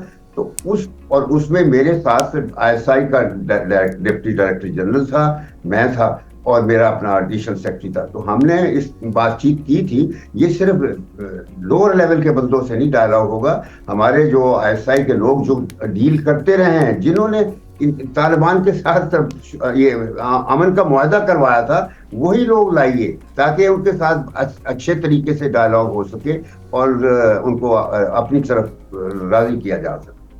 ٹھیک ہے شمشاد صاحب, بالکل صحیح بات ہے آپ کی کہ افغانستان کے معاملے پر صرف یہ ہے اور میڈیشن کے لیے چائنا اور پاکستان اس وقت کوششیں کر رہے ہیں. لیکن دوسری طرف اگر ہم لوگ دیکھیں سر, ذرا آپ دوسرے ٹاپک کی طرف پڑھتے ہیں. ایران کی جو اس وقت صورتحال چل رہی ہے اس کے اوپر آپ نے ایران میں سرف بھی کیا ہے, ایرانین گورنمنٹ کو آپ دیکھتے بھی ہیں اور اس کے اوپر آپ کا ایک مشاہدہ بھی ہوگا. سر جو اس وقت کی سچویشن چل رہی ہے, پاکستان اپنی جگہ پر میڈیشن کر رہا ہے, اپنے ثالثیوں کو ملانے کی کوشش کر رہا ہے. ڈونلڈ ٹرمپ کی طرف سے جو ہے وہ ریسنٹلی بھی یہ بیانات سامنے آئے ہیں کہ ہم ایران کو دھکیل دیں گے اسٹون ایج میں, اور ایران اپنی حکومت کو اور اپنی عوام سے یہ مخاطبوں کو کہتا ہے کہ 7 مہینے تک ہمیں جنگ لڑنی پڑی تو ہم جو ہے وہ جنگ جاری و ساری رکھیں گے. دونوں بڑے اسٹف ہیں اور اپنی اپنی جگہ پر جو ہے وہ قائم ہیں, چاہے اسٹریٹ آف ہارموز کا معاملہ ہو, چاہے جو ہے وہ رجیم چینج کے معاملے پر ہو. آپ کو کیا لگتا ہے سر کہ آگے آنے والے دنوں میں ایران کی سچویشن کس طرف جائے گی؟ یہ جو جو بات کہی ہے نا امریکہ نے کہ ہم آپ کو اسٹون ایج میں پہنچا دیں گے, ایران کو جو اسٹون ایج میں پہنچا دیں گے, یہ پہلے بھی امریکہ نے بات 9/11 کے بعد انہوں نے اس وقت پاکستان کے بارے میں یہ بات کہی تھی.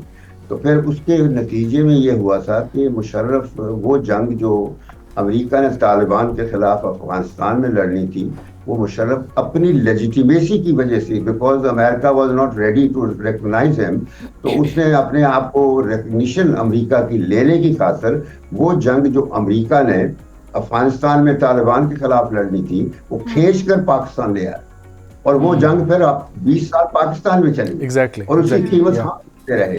ایونچولی 90,000 پاکستانی مارے گئے تھے. ہمارے یہاں سے ڈرون امریکہ اڑاتا تھا اور ان کو مارتا تھا. تو آج بھی یہی بات ہے کہ ہمیں چاہیے کہ یہ جو ڈپلومیسی آپ نے کہا ہے کہ ہم نے کی ہے, یہ ہم نے نہیں کی ہے, یہ خطے کی سچویشن نے ہمیں مجبور کر دیا ہے, اور ٹرمپ کے جو طریقے ہیں اس کی وجہ سے ہم خطے کے جو خلیجی ریاستیں ہیں ان کے ساتھ مل کے کوئی حل تلاش کرنے کی کوشش کریں, لیکن وہ حل نہیں ملے گا جب تک یہ ٹرمپ جو ہے نا, یہ بے وقوف ترین ہیڈ آف اسٹیٹ ہے دنیا میں. پہلے امریکہ کو ایسا صدر نصیب نہیں ہوا, جو کہتا ہے وہ کرتا نہیں ہے, اور جو کرنا ہوتا ہے وہ کرتا نہیں ہے. تو یہ ابھی بھی پہلے کہتا تھا کہ میں ڈائیلاگ کروں گا, ڈائیلاگ کیا ایران کے ساتھ, اور انفیکٹ ایران کے ساتھ ڈیل ہو چکا تھا. جب یہ پہلی ٹرم میں آیا ہے تو اس وقت نیوکلیئر ڈیل تو 9 سال لگ کے نیگوشیٹ ہو گیا تھا, مگر آ کے نیتن یاہو کے کہنے پر جب یہ 2016 میں آیا ہے پہلی ٹرم میں, آ کے وہ اسکریچ کر دیا, ختم کر دیا ڈیل. یہ تو پٹھو ہے نیتن یاہو کا, جو نیتن یاہو چاہتا ہے وہ یہ کرتا ہے. اس وجہ سے یہ آج خطہ ہی نہیں, یہی تو باتیں ہیں.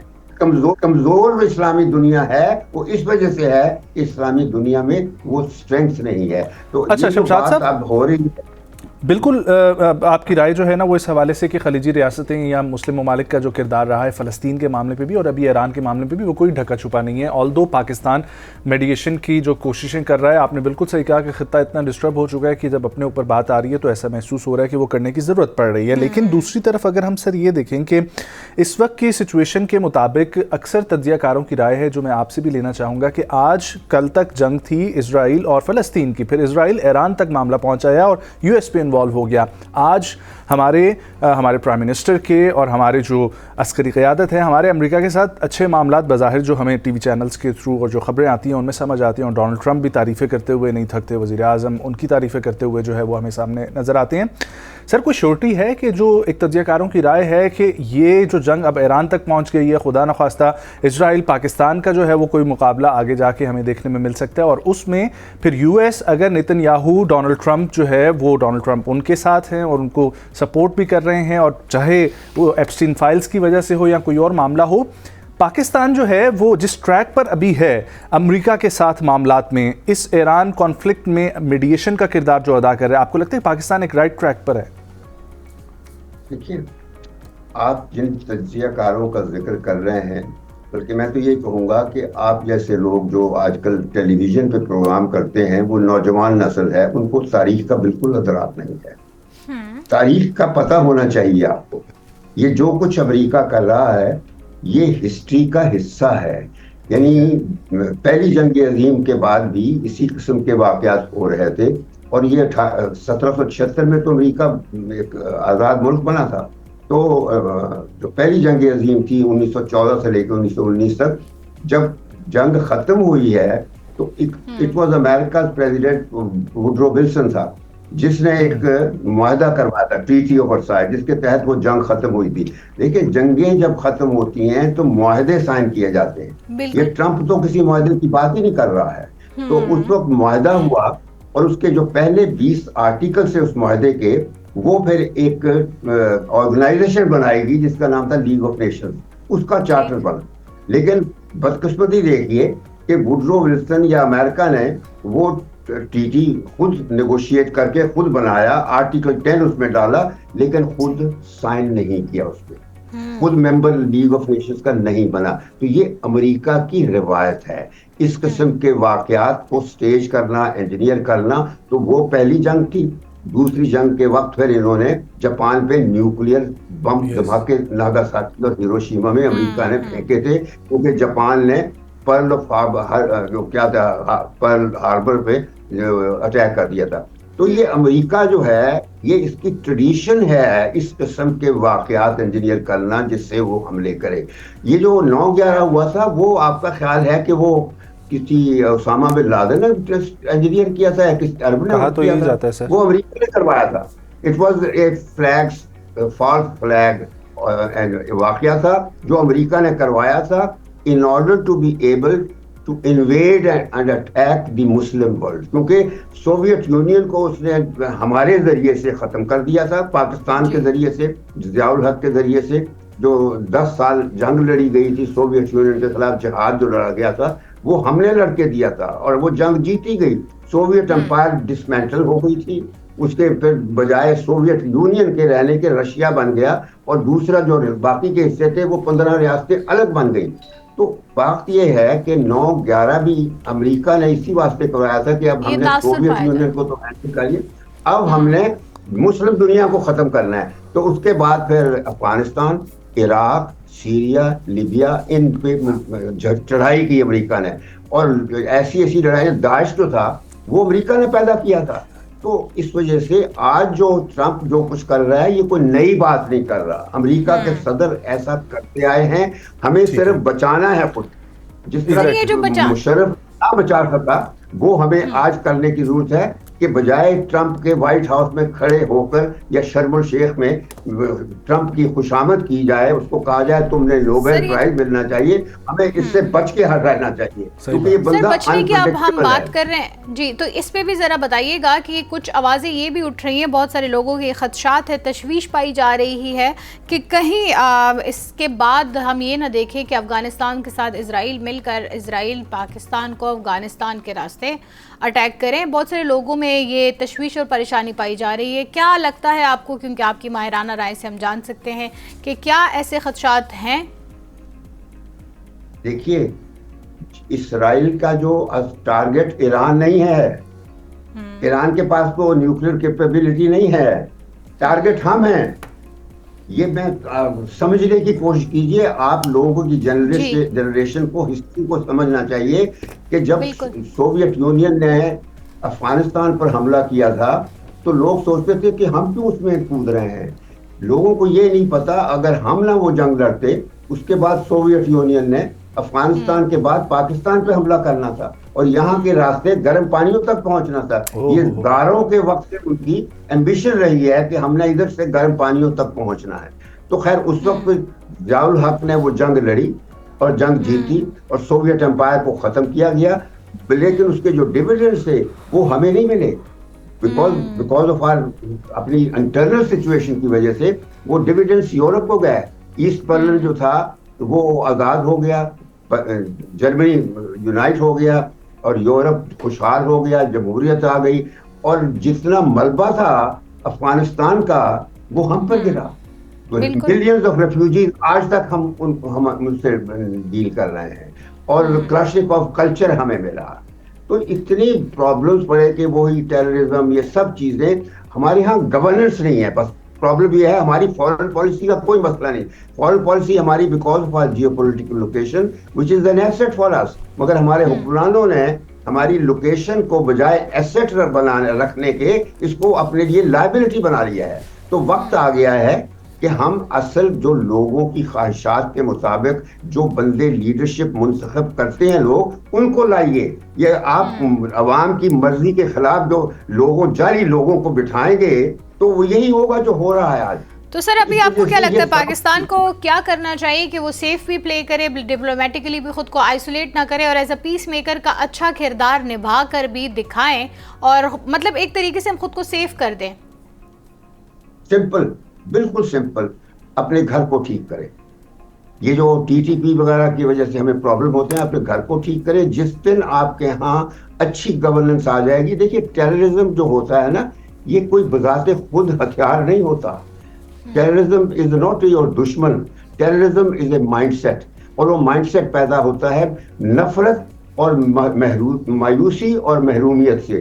جہاں لوگوں کو ان کے حق نہ ملے, جہاں لوگوں کو روٹی کھانے کو نہ ملے, جہاں امن نہ رہے, جہاں معیشت نہ ہو ملک کی, تو وہاں یہ نفرتیں پیدا ہوتی ہیں, اور یہ ابھی تک چل رہی ہیں. یعنی 2014 میں APS میں ہزاروں بچے شہید کر دیے گئے تھے, اور پھر ایک نیشنل ایکشن پلان بنا تھا 20 پوائنٹس کا. 2 پوائنٹس تھے جو فوج کے ذمہ ڈالے گئے تھے. فوج نے دونوں پوائنٹس پر پورا عمل کر دیا, امپلیمنٹ کر دیا. پہلا پوائنٹ تھا دہشت گردوں کا ملٹری ٹرائل فوجی عدالتیں کریں گی, اور وہ واقعی کر دیا. دوسرا تھا کہ دہشت گردوں کو پھانسی دی جائے, کیونکہ نہ سویلین عدالتیں وہ ٹرائل کرنا چاہتی تھیں اور نہ لوگوں کو پھانسی دینا چاہتی تھی. ڈرتے ہیں یہ, اور وہ سیاستدان ڈرتے ہیں, تو وہ ان کی عدالتیں بھی فیصلے نہیں کرتی تھی. تو نتیجہ ہوا فوج نے اپنا کام کر دیا. جو 18 پوائنٹس تھے وہ آپ کسی وقت پڑھیے نیشنل, وہ کوئی پلان آف ایکشن نہیں ہے, وہ صرف لسٹ ہے ان ذمہ داریوں کی جو کسی بھی ریاست کی نارملی فنکشننگ جو گورنمنٹ ہوتی ہے وہ ذمہ داریاں ایگزیکیوٹ کرتی ہے. ہمارے ہاں وہ ایک بھی ذمہ داری پوری نہیں ہے, نہ لوگوں کی تعلیم, نہ ہیلتھ, نہ معیشت, نہ اکانومی. لوگوں کو پرکس اور پرویلیج دیے جا رہے ہیں. گھر جیو آر دیکھیے کتنے بڑے محلوں میں جو لوگ رہ رہے ہیں, غریب سڑ رہے ہیں. تو یہ سب چیزیں ختم کرنی ہوں گی. اور ایک حکومت آپ کے پاس آئی تھی جو اس ایجنڈے کے ساتھ آئی تھی, انہوں نے سازشیں کر کے اس کو نکال دیا ہے. یہ بدقسمتی ہے ہماری. ہمیں اپنے گھر کو ٹھیک کرنا ہے اگر یہ بڑے بڑے چیلنجز سے بچنا ہے, ورنہ ٹرمپ جیسے لوگ آ کے آپ کو ملیا میٹ کر دیں گے. آپ دیکھیں, بالکل آپ کی بات ٹھیک ہے, ہمیشہ اپنے گھر سے ہی شروعات ہوتی ہے. آپ کا گھر مستحکم ہوگا. آپ ایک واقعی میں ایک گھر کی چھوٹی سی مثال لے لیں, تو جب گھر میں سب آپس میں خوش و خرم رہتے ہیں تب ہی وہ امن بھی قائم رہتا ہے, وہ گھر مستحکم, اور باہر والوں سے لڑنے میں جو ہے وہ آپس میں ہی جو ہے وہ صورتحال بہتر ہو تو بہت مدد ملتی ہے. بہت شکریہ شمشاد احمد خان صاحب, سینئر ڈپلومیٹ ہمارے ساتھ موجود تھے, اور ہم لوگ گفتگو کر رہے تھے پاکستان افغانستان کے معاملے پر بھی, اور اس وقت ایران اور امریکہ کی جو وار چل رہی ہے اس کے حوالے سے بھی. وی گونا ٹیک بریک جی, واپس آئیں گے, کنٹینیو کریں گے پروگرام کو. ہیڈ لائنز کا وقت ہوا چاہتا ہے کہ مچائے ہمارے ساتھ رہیے.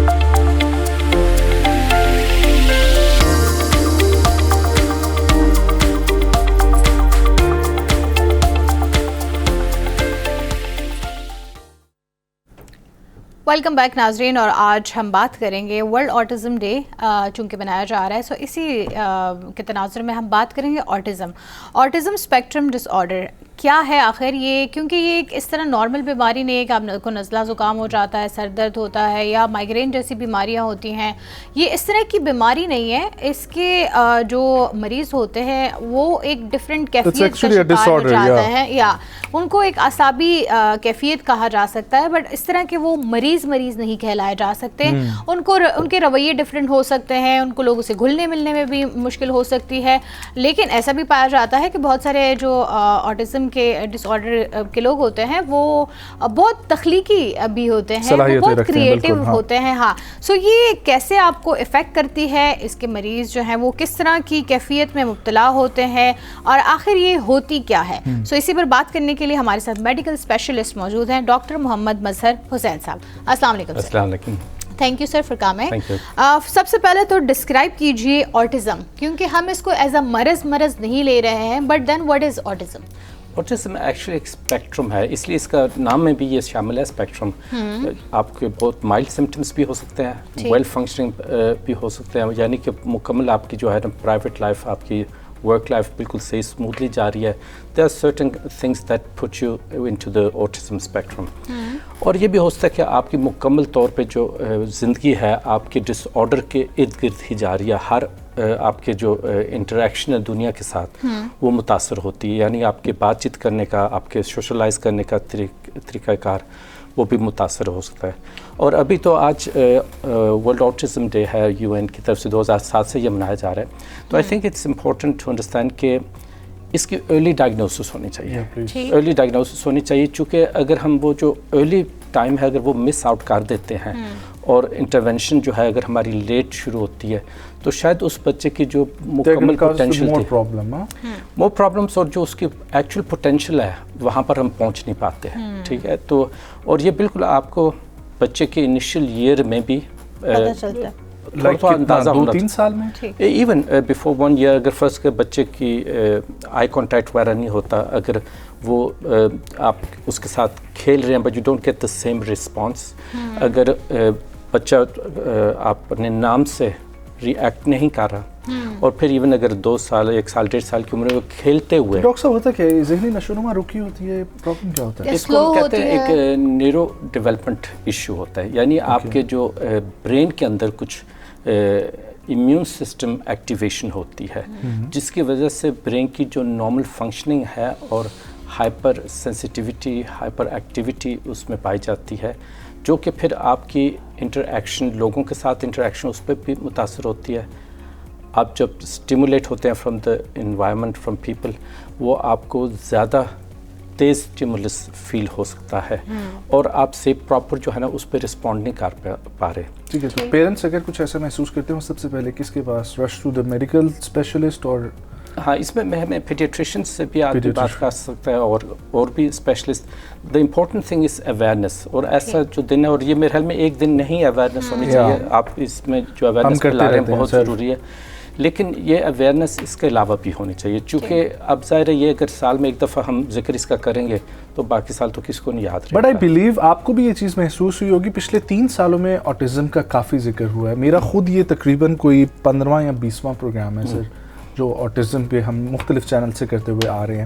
سو اویئرنیس ہو رہی ہے, لیکن پھر بھی جب آپ باہر کسی سے ذکر کرتے ہیں تو لوگوں کو نہیں پتا آٹزم یا آٹسٹک آرڈرز کے حوالے سے. سر ذرا کچھ واضح بتائیے گا کہ ایک بچہ جب اس چیز سے گزرتا ہے اور وہ بڑا ہو کے اس کے اندر کون کون سی جو ہے نا وہ ایلیمنٹس نظر آ سکتے ہیں جو آٹسٹک ڈس آرڈرز جو ہے نا وہ ہوتے ہیں, ذہنی نشوونما کے حوالے سے, ایکٹیویٹیز کے حوالے سے, بول چال کے حوالے سے, سمجھداری کے حوالے سے, کیا کیا چیزیں ہو سکتی ہیں؟ اس میں کچھ بھی آپ کہہ سکتے ہیں, یعنی کہ ایک ہوتا ہے ایک شخص فزیکل ون بھی ہو سکتی ہے. نہیں, میرا مطلب ایک جو انٹریکشن ہے دنیا کے ساتھ نا, ہو سکتا ہے سپر ویل فنکشننگ ہو, اور یہ بھی ہو سکتا ہے کہ اس کے والدین کے ساتھ بھی جو ایک ایموشنل رسپانس ہے. اور جو آٹزم ہے نا اس میں ایک یہ بھی بات یاد رکھیں کہ it's harder to care for child with autism. والدین کے لیے بھی ایک چیلنج ہے, چونکہ جب آپ نارملی کسی بچے کے ساتھ انٹریکشن کرتے ہیں تو بچے کی ایک رسپانس آتی ہے, ٹھیک ہے, یا وہ ہنس رہا ہے یا آپ کے چہرے کو دیکھ کر کوئی رسپونڈ آ رہا ہے تو آپ کو ایک خوشی ہوتی ہے, ٹھیک ہے.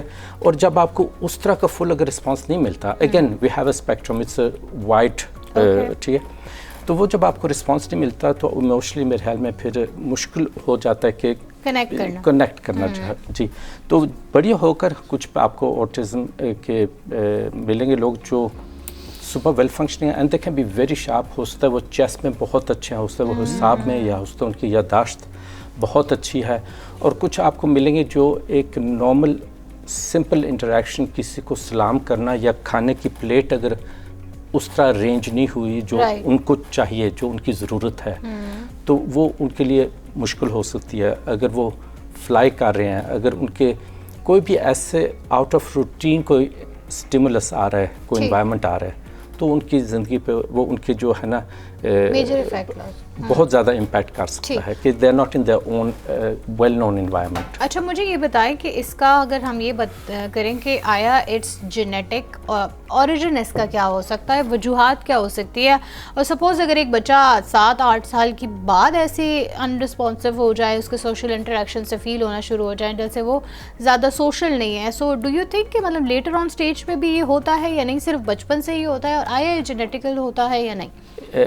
जेनेटिक इसका काफ़ी स्ट्रॉन्ग कंपोनेंट है इट्स हाँ, लेकिन एक होता है जेनेटिक्स जो कि आप चेंज नहीं कर सकते, यानी कि जो आपके डीएनए के थ्रू आ रहे हैं, उसमें आप कहें कि आप खुद या हम बिहेवियरल थेरेपी के थ्रू हम चेंज कर सकते हैं, वो मुमकिन नहीं है। लेकिन एक होता है एपिजेनेटिक्स, यानी आपके जीन्स का एक्सप्रेस होना या ना होना, यानी ब्लूप्रिंट आपके बॉडी में है, मगर चूँकि आपकी लाइफस्टाइल के साथ वो लिंक्ड है, सो इट मे और मे नॉट बी एक्सप्रेस्ड।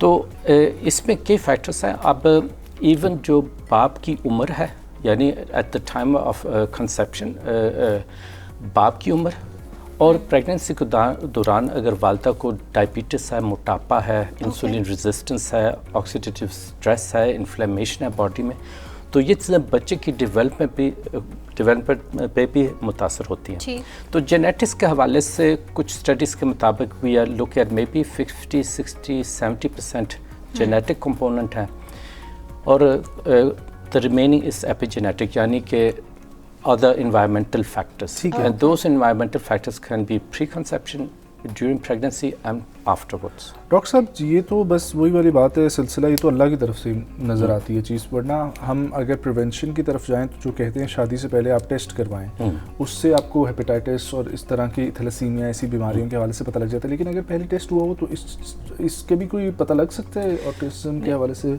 इसमें not in the same way, but ये आप कह सकते हैं अगर वालदा या वालिद को मोटापा है, अगर स्मोकिंग अल्कोहल का इस्तेमाल है, या अगर और कोई लाइफस्टाइल फैक्टर्स हैं, उनको आप ऑप्टिमाइज़ करें, वालदा का vitamin D level, folate level, iron level optimised हो, तो प्री कंसेप्शन। अगर हम इसको यूँ देखें कि एक ऑटिस्टिक मर्द की या औरत की शादी हुई है और फिर उनके जेनेटिक्स में ये चीज़ आ सकती है?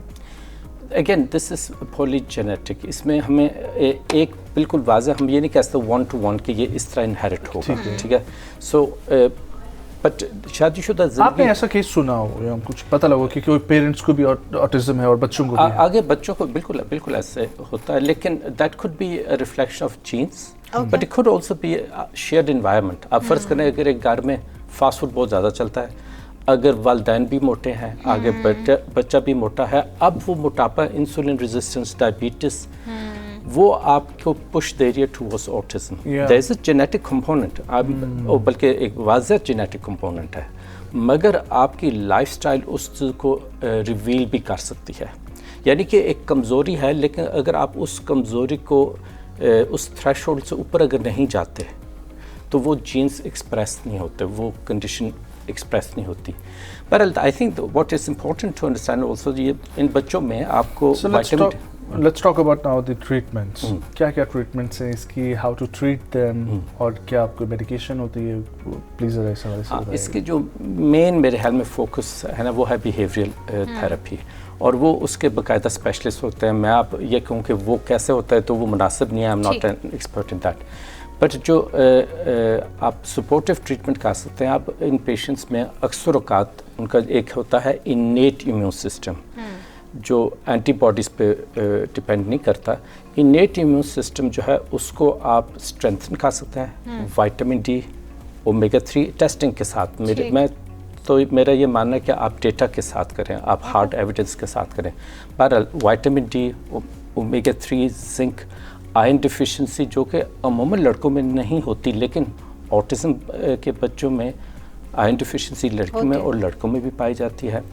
और उसके साथ साथ आपको की नींद को भी इम्प्रूव कर सकते हैं, यानी कि ग्लाइसिन का भी इस्तेमाल हो सकता है। थियानिन एक सप्लीमेंट है जो आपकी नींद को इम्प्रूव कर सकता है।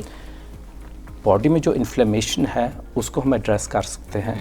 सो हम उससे हम जीन्स को तो नहीं चेंज कर रहे, बिल्कुल जीन्स नहीं हम चेंज कर पाते, लेकिन वो किस हद तक वो बीमारी उनकी ज़िंदगी को मुतासर कर रही है اس کو ہم امپروو کر سکتے ہیں. ٹھیک. So is like what you are saying, جو مجھے سمجھ آئے کہ it is very much reversible اگر ہم اس کو وہ انوائرمنٹ پرووائڈ کریں, رائٹ؟ نہیں, ناٹ ریورسیبل, بٹ اس کی علامت اور اس کی سیویرٹی کم کی جا سکتی ہے. ہاں, مطلب ہے سیویرٹی, آپ یہ کہیں کہ وہ جینیٹک جو انڈر لائن جینیٹکس وہ نہیں ہوگا, لیکن وہ کس حد تک جینا سیکھ لیتے ہیں. اور آپ مطلب یہ تو وہی بڑی بات ہے کہ ان کا بھی فنکشن بہتر ہو سکتا ہے, لیکن پھر جو آپ نے جس طریقے سے تھوڑی دیر پہلے ذکر کیا کہ کچھ بھی ڈیلی روٹین سے ہٹ کر چیز ہو تو ان کے لیے کافی مشکل پیدا کر دیتی ہے. اور تو وہ ساتھ والے جو لوگ ہیں ان کے لیے زیادہ چیلنجنگ ہے آٹزم رادر دین کہ وہ اٹ سیلف جو ہے نا وہ پیشنٹ کے لیے. اچھا, how do you explain this کہ وہ آپ کی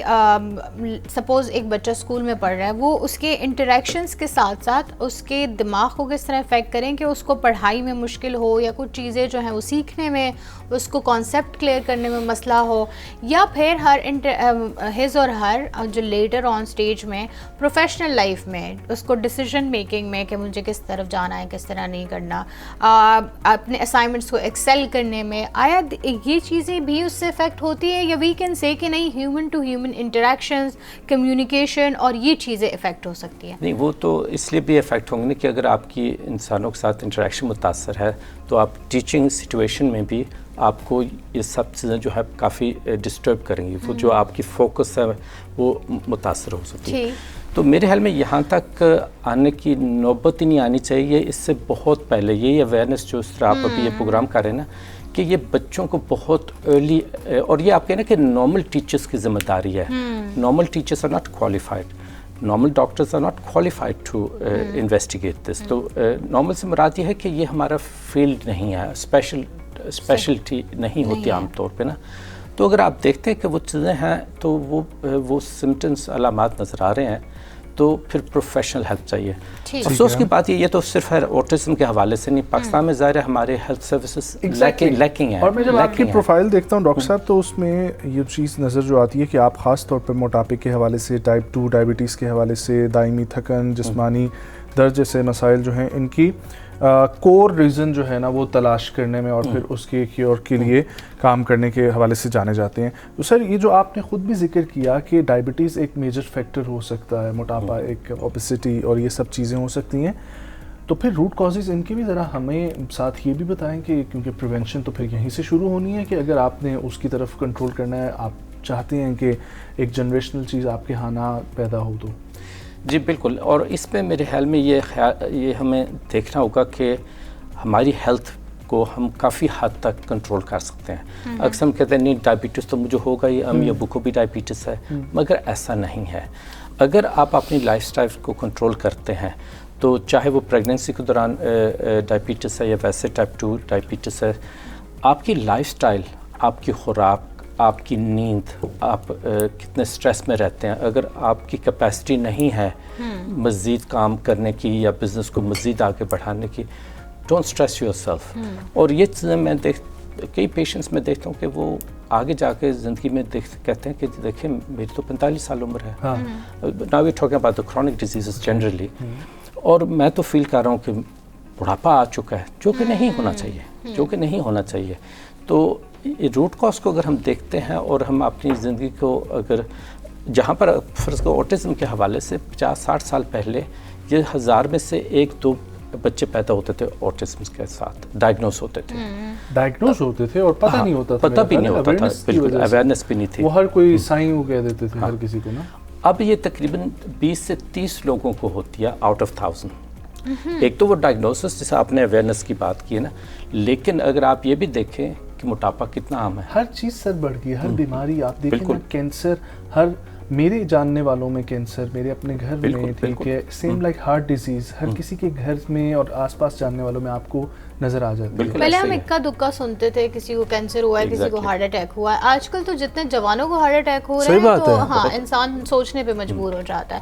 so do you think that کیونکہ اب ہماری لائف اتنی روبوٹک ہو گئی, اتنی مشینی ہو گئی ہے کہ ہم خود کو ٹائم نہیں دیتے, ہم ایکسرسائز نہیں کرتے, ہم نیچر سے کنیکٹ نہیں ہوتے, ہم تو کھل کے اب اس طرح لمبی سانس بھی نہیں لیتے, تو do you think it's because of the lifestyle that جو ہم نے اڈاپٹ کر لیا؟ اس پہ تو کوئی شک والی بات نہیں ہے, دیر از نو ڈاؤٹ اباؤٹ دیٹ. اگر آپ ڈائبٹیز, موٹاپا, पॉलीसिस्टिक ओवेरियन सिंड्रोम, इनफर्टिलिटी, मर्दों में टेस्टोस्टेरोन लेवल देखें, फैटी लिवर की शरह देखें, 60 साल पहले बहुत कम थी, अब तो हर यूएस में 45% लोगों को एडल्ट्स को फैटी लिवर है, या पाकिस्तान में भी अब ये शरह बहुत बढ़ रही है, या और दुनिया में सबसे ज़्यादा शरह डायबिटीज़ की वो पाकिस्तान में है, तो बिल्कुल है ही वो पाकिस्तान में, that's true। 8%।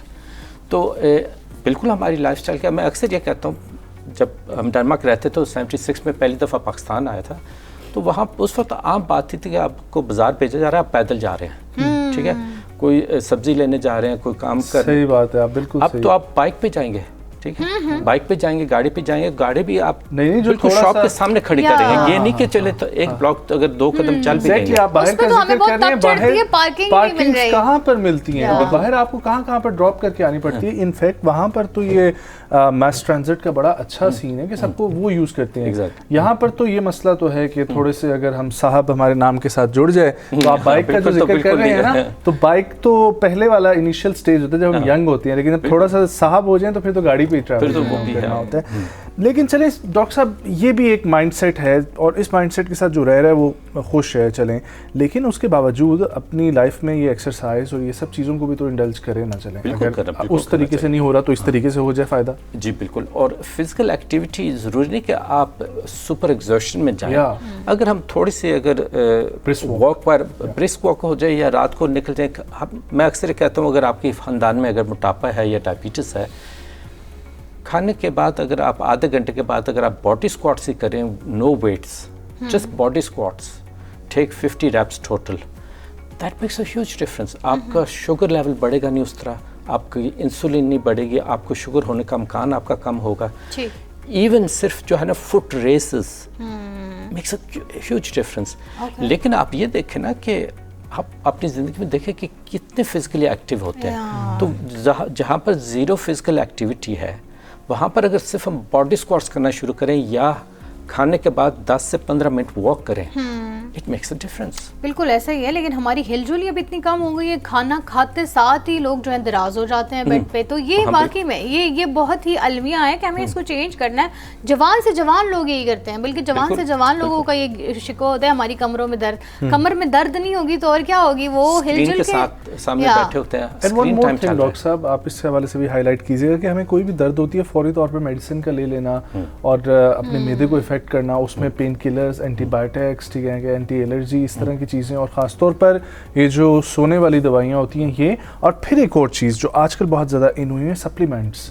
तो सप्लीमेंट्स बहुत अच्छी चीज़ भी होते हैं, ठीक है, लेकिन डॉक्टर के रिकमेंडेड, ठीक है, हम हर किसी का नुस्खा जो है अपने ऊपर, चाहे मैग्नीशियम ग्लिसराइड हो चाहे कोई और हो, वो सब कुछ जो है अप्लाई कर लेते हैं। हाँ, अगर आपको एक्चुअली ज़रूरत है फिर तो I think supplements are good thing, but a lot of people are also deficient, ये भी बात है।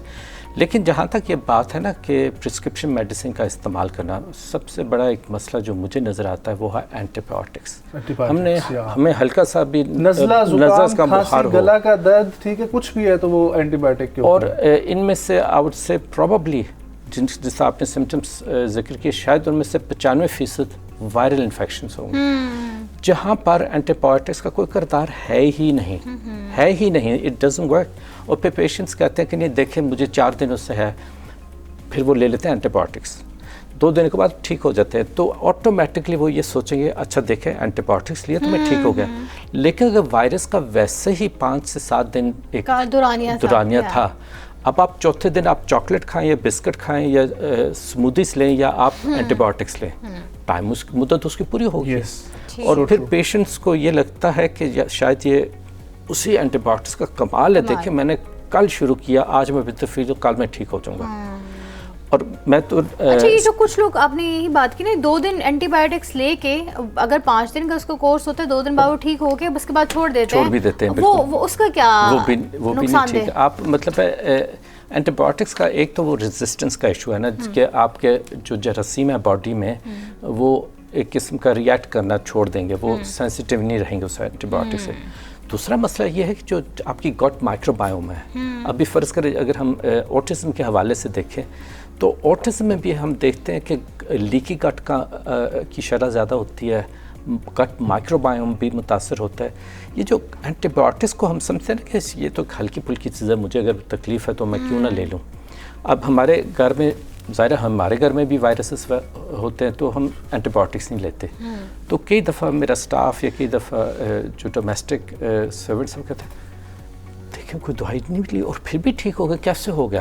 اور یہ بار بار میں سمجھاتا ہوں کہ دیکھیں اینٹی بایوٹکس, میں نے شاید اپنے بچوں کو 4 بچے ہیں ماشاءاللہ, ان کی کمبائنڈ ایج 130 اوپر ہوگی combined age. I think I have given them antibiotics 7 or 8 times in total. چونکہ اگر وائرل انفیکشن ہے تو میرا کیا کام ہے اینٹی بایوٹکس دینا. ٹھیک ٹھیک. تو اگر میں اپنے بچوں کے لیے جاؤں گا تو پیشنٹس کے لیے بھی لوگ جاؤں گا. بالکل اینٹی بایوٹکس کا استعمال نہیں کرتے, جیسے I am one of them. میں کہتی ہوں میں 3 دن کوئی بات نہیں, 3 دن تو پہلے میں کچھ بھی نہیں کھاؤں گی نا, میں پیناڈول بھی نہیں لوں گی. اس کے بعد اگر مجھے لگے گا کہ اچھا اب میں ویکنیس چونکہ ہو رہی ہے تو میں ایک پیناڈول لے لوں تاکہ میں تھوڑی سی بہتر ہو جاؤں, رائٹ. سو اگر کچھ لوگ اینٹی بایوٹکس کا استعمال ہی نہیں کرتے ہیں, صحیح, تو اور یہ جو بیماری اگر سپوز ان کو ہو گئی وہ 6 سے 7 دن جاری ہے, جس کی وجہ سے اب ان کو ویکنیس شروع ہو گئی. سو ڈو یو تھنک کہ تب جا کے ان کو ڈاکٹر سے ریکمینڈ کر کے میڈیسن لینی چاہیے, نہ کہ وہ پھر بھی خود پرسکرائب کر کے بیٹھ جائیں؟ خود تو پرسکرائب نہیں کرنا چاہیے, اور اس کی وجہ اب اینٹی بایوٹکس اور اینٹی بایوٹکس میں فرق ہے. کسی جگہ پہ آپ کو ایک اینٹی بایوٹک چاہیے, دوسری جگہ پہ دوسرا اینٹی بایوٹکس. دوسرا یہ ہے کہ آپ باقاعدہ ٹیسٹ کر سکتے ہیں. کبھی کبھی ایسے بھی ہوتا ہے کہ بچوں کے ذرا یا اپنی میری طبیعت زیادہ دنوں سے اگر خراب ہے تو میں CBC کروا لیتا ہوں, CRP کروا لیتا ہوں, 3 ٹیسٹ کرا لیتا ہوں, یا میں بھی چیسٹ ایکس رے کرا لیے, کنفرم کر لیے کہ بیکٹیریل ہے بھی کہ نہیں. ٹھیک. یا ہم اپنی طرف سے ہی بس ایک ایزی CBC اور CRP سے جو ہے وہ میں ہو جاتا ہے اندازہ کہ کس چیز کی ڈیفیشنسی ہے یا کیا چیز ہمیں کرنی چاہیے, رائٹ. ہاں, کہ کیا یہ لائکلی بیکٹیریل ہے, وائرل ہے, اس سے ایک اندازہ ہو جاتا ہے. پھر آگے بھی انویسٹیگیشنز ہوتی ہیں. ٹھیک ہے. ویل ڈاکٹر صاحب, thank you so much for coming. بہت اچھا لگا آپ سے بات کر کے. خواتین اور حضرات, بریک لیتے ہیں, واپس آئیں گے, ہمارے ساتھ رہیے.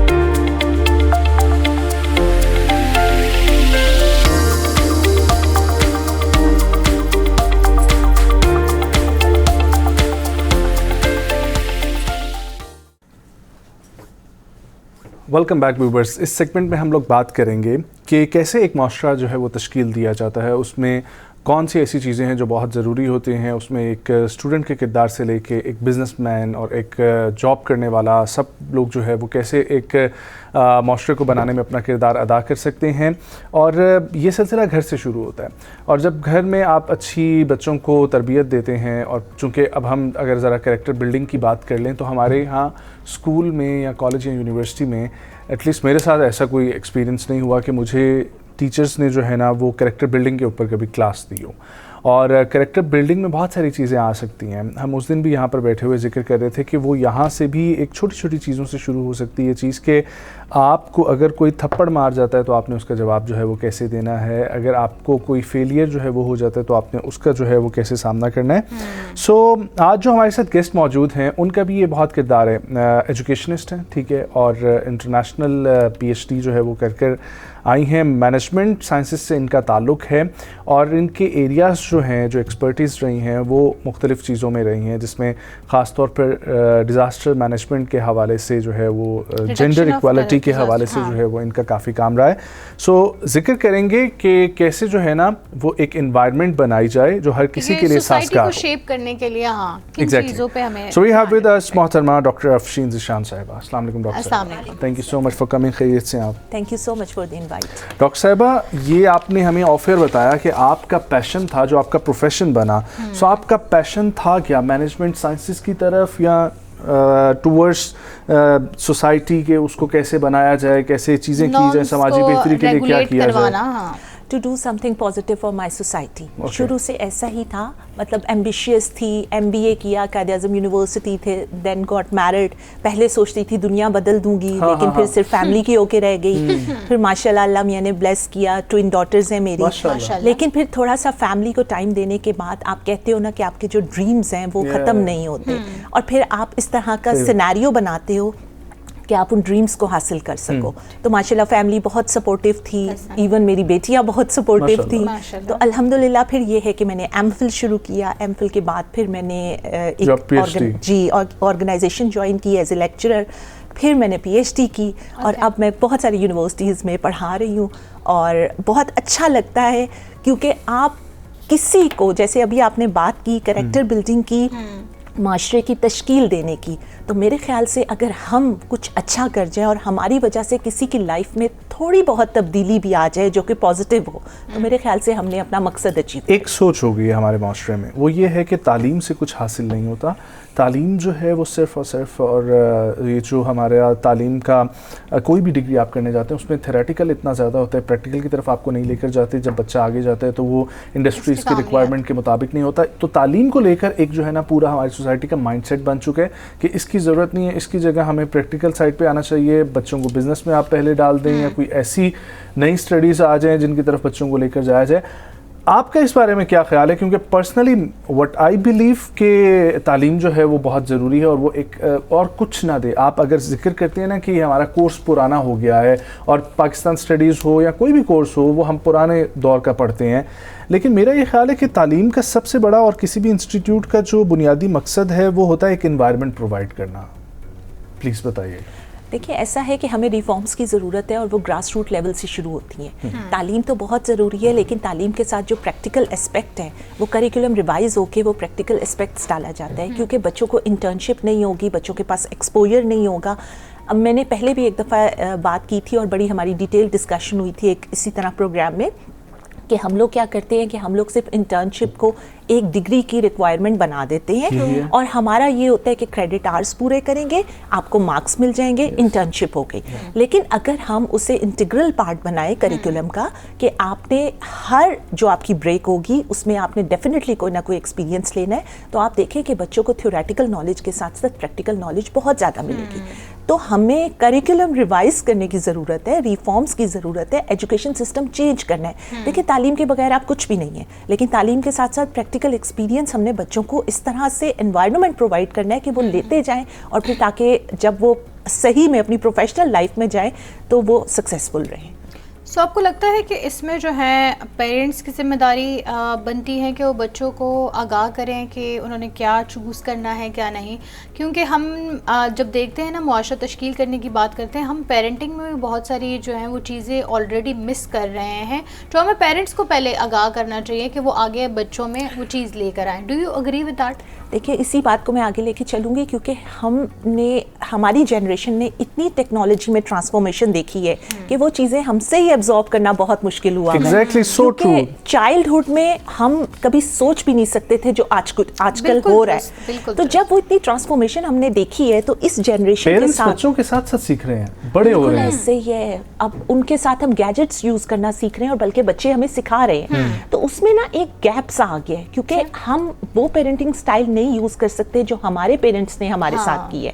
तो वो अगर हमें मारा गया था तो आजकल तो नाना दादी कह रहे हैं खबरदार मेरे पोतों को हाथ भी लगाया. नहीं, लेकिन आजकल पॉसिबल नहीं है ना. अगर आप इस जनरेशन के साथ मारपीट करोगे तो रिजल्ट्स कुछ और निकलेंगे. रेजिलियंस आ गया है. एग्जैक्टली, इनको ट्रेन करने के या इनको एजुकेट करने के तरीके और हैं. और जो लोग ये समझ लेते हैं, जो पेरेंट्स और जो टीचर्स, आप यकीन माने कि उनके बच्चे और उनके पढ़ाए हुए स्टूडेंट्स वो माशाल्लाह आजकल एक्सेल कर रहे हैं. तो हमारे पे बहुत रिस्पॉन्सिबिलिटी. ये जो बच्चों में ये पाया जाता है कि जी मेरे माँ बाप को नहीं पता, आप लोग पुराने ज़माने के, आप लोगों का मिलेनियल्स हैं जी, आप लोगों को नहीं पता, आप लोगों के दौर में जो होता था वो हमारे दौर में नहीं होता. एक तो ये बताएं कि ये कितना गैप जो है वो क्रिएट कर रहा है इस रिश्ते में, और दूसरा बच्चों पे जो आजकल अपनी स्टडीज़ को लेकर और सोसाइटी का प्रेशर लेके जो उनको प्रेशर मिल रहा है और उसकी वजह से उनमें चेंजेस आ रही है. सपोज़ एक छोटी सी एग्जांपल ले ले कि आजकल जो وار سچویشن چل رہی ہے یا جو پیٹرول کی پرائسز ہائی ہو رہی ہے اس کی وجہ سے تعلیمی ادارے بند ہو رہے ہیں. بلکہ انفیکٹ میں یہ کہوں گی ہر چیز پہ ہم تعلیمی ادارے تو سب سے پہلے بند کرتے ہیں نا, فرض سمجھتے ہیں. سو اس کا بچوں پہ کیونکہ ان کی ایکٹیویٹی محدود ہو جاتی ہے, ان کی پڑھائی پہ حرج پڑتا ہے, ظاہر ہے اس کا بھی پریشر لیتے ہوں گے. سو ان کی مینٹل اسٹیٹ پہ کیا یہ ساری چیزیں افیکٹ کرتی ہیں؟ میں کہوں گی کہ جو پیرنٹس ہیں نا ان کا رول بہت زیادہ رسپانسبل ہوتا جا رہا ہے. پہلے یہ تھا کہ پہلے پیرنٹس تھے, کماتے تھے, گھر لاتے تھے, بچوں کے ساتھ کوالٹی ٹائم اسپینڈ کرتے تھے, دیٹس اٹ. لیکن پہلے زیادہ یہ ٹرینڈ ہوتا تھا کہ جو خواتین ہوتی تھی وہ گھر میں رہتی تھی اور ان کا فل فوکس, کمپلیٹ فوکس اپنے بچوں پہ ہوتا تھا. بٹ اب کیریئر اورینٹڈ خواتین ہیں, آپ کو پتہ ہے انہوں نے گھر سے باہر بھی نکلنا ہے, تو اس لیے ہمیں اویئرنیس لانی پہلے خود ضروری ہے. پہلے خود سمجھنا چاہیے کہ اس جنریشن کے ساتھ ہم نے چلنا کیسے ہے. اور کمانا بہت ضروری ہے, اپنے بچوں کی خواہشات پوری کرنی ہے, لیکن میرے خیال سے بچوں کو جو کوالٹی ٹائم دینا ہے وہ پیرنٹس کی بہت بڑی ذمہ داری ہے.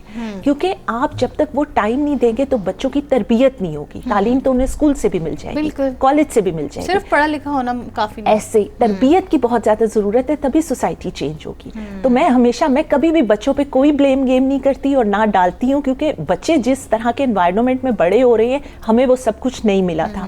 بچوں کے پاس ڈسٹریکشن بہت ہے, ایکسپوجر بہت ہے, اور ان سے چیزیں بیلنس کرنا مشکل ہو جاتی ہے. لیکن اس میں ہمارا رول بہت امپورٹنٹ ہے کہ ہم ایک تو ان چیزوں کی نو ہاؤ بھی لیں, ہمیں معلوم ہو کہ کیا چل رہا ہے دنیا میں, اور پھر اس حساب سے ہم اپنے بچوں کو ڈیل کرنے کی کوشش. ٹھیک ہے ڈاکٹر صاحبہ, آپ کی جو ایک میجر ورکنگ ہے وہ ہے ڈیزاسٹر مینجمنٹ سے ریلیٹڈ, جس کی پاکستان کو بہت زیادہ ضرورت ہے, فلڈس کے حوالے سے, ارتھ کوئکس کے حوالے سے. آپ کو کیا لگتا ہے پاکستان میں گورنمنٹ آف پاکستان کی جو کوششیں ہیں اس میں اضافہ بھی ہو رہا ہے, کبھی کم ہو جاتا ہے. این ڈی اے میں اپنی جگہ پہ کام کر رہے ہیں, پی ڈی ایم اے سے اپنی جگہ پہ کام کر رہے ہیں, لیکن ایز سوسائٹی ایک سوسائٹی اپنے آپ کو کس طریقے سے جو ہے وہ تیار رکھے جن کو یہ محسوس ہوتا ہے کہ ان کے ہاں فلڈز آتے ہیں اور ڈیزاسٹر کا جو ہے نا وہ صورتحال پیدا ہو سکتی ہے؟ دیکھیں اس میں یہ ہے کہ ہمارے ملک میں کام بہت اچھا ہو رہا ہے, لیکن میں وہی کہوں گی کہ بعض اوقات پیپرز پہ آپ بہت اچھی, اور میرا خیال ہے کہ دیر سے ہو رہا ہے کام. ہاں ہو رہا ہے, لیکن آپ پیپرز پہ بہت اچھی چیزیں پروڈیوس کر لیتے ہو, لیکن جب امپلیمنٹیشن میں آتے ہو تو بہت سارے چیلنجز فیس کرنے پڑتے ہیں, اور اس میں سب سے بڑا چیلنج جو ہے ہمارے پاس ریسورسز کی کمی ہے. تو اس کو میں ہمیشہ لنک کرتی ہوں امپاورمنٹ سے, کہ جتنا زیادہ آپ اپنی خواتین کو, کیونکہ جینڈر امپاورمنٹ پہ میں بہت کام کرتی رہی ہوں, ہم نے بہت سارے پروجیکٹس انیشیٹ کیے اور ان کے بڑے سکسیزفل ریزلٹس دیکھے. تو جب تک آپ اپنے گھر کے ہر فرد کو امپاور نہیں کرو گے, صرف فائنینشلی نہیں, وہ اپنے ڈیسیجنس بھی خود لے سکے, تب تک ہم کسی بھی چیلنج کا سامنا نہیں کر سکتے. اور ڈیزاسٹر مینجمنٹ کے کانٹیکسٹ میں بھی یہی بات, اسی بات پہ ہم نے عمل کرنا. لیکن میجرلی کیا آپ کو ریزن نظر آتا ہے, آپ کو کیا پرابلم سمجھ میں آتی ہے کہ اگر ایک سوسائٹی ہے, چیز پہ قابو نہیں پا رہے, اگر ایک جگہ ہے جس کو یہ معلوم ہے کہ سیلاب آنا ہی آنا ہے, ٹھیک ہے, اور وہاں پر ہماری گورنمنٹ کی لیکنیس تو ہو سکتی ہے, لیکن ہم تو اسی لیے حل چاہ رہے ہیں کہ وہاں کے لوگ خود اپنے تحت جو ہے وہ کچھ چیزیں جو ہے وہ ارینج کر سکیں اور رہ سکیں, تو اس حوالے سے میں جاننا چاہ رہا ہوں. دیکھیں اس کے لیے مینجمنٹ کیپیسٹی بلڈنگ کا ہم ایک نام لیتے ہیں کہ ہم نے لوگوں کی کیپیسٹی بلڈ کرنی ہے. تو اٹ مینس یہ ہوتا ہے کہ ہم نے انڈیجنس نالج سے فائدہ اٹھانا ہے. ہم ایکسپرٹ بن کے کسی جگہ پہ نہیں پہنچ سکتے اور ان کو سکھا نہیں سکتے. ہم نے ان کے ایکسپیرینس کو اپنی ایکسپرٹیز میں انکلوڈ کر کے ایک انٹیگریشن کر کے ایک سسٹم لے کے آنا ہے, اور اس پہ ہم لوگ مطلب ہماری جو کمی ہے وہ وہاں پہ, کیونکہ ہم کہتے ہیں نا when there is a will there is a way, لیکن مجھے یہاں پاکستان میں بہت سارے لیولز پہ ول نظر نہیں آتی, کیونکہ ہم لوگ صرف اور صرف چاہتے ہیں کہ ہم خود کو سیٹ کر لیں, ہمارا جو کام ہے وہ پورا ہو جائے, لیکن ہم ایز اے سوسائٹی اپنی سوچ نہیں بدلتے. اور جب تک ہم ایز اے سوسائٹی نہیں سوچیں گے, انڈیویجولی سوچیں گے, تو یہ پرابلمس چلتی رہیں گی. بالکل ایسے ہی انڈیویجول رسپانسبلٹی اٹھانا, اسی سے ایک سوسائٹی بیٹرمنٹ کی طرف جاتی ہے.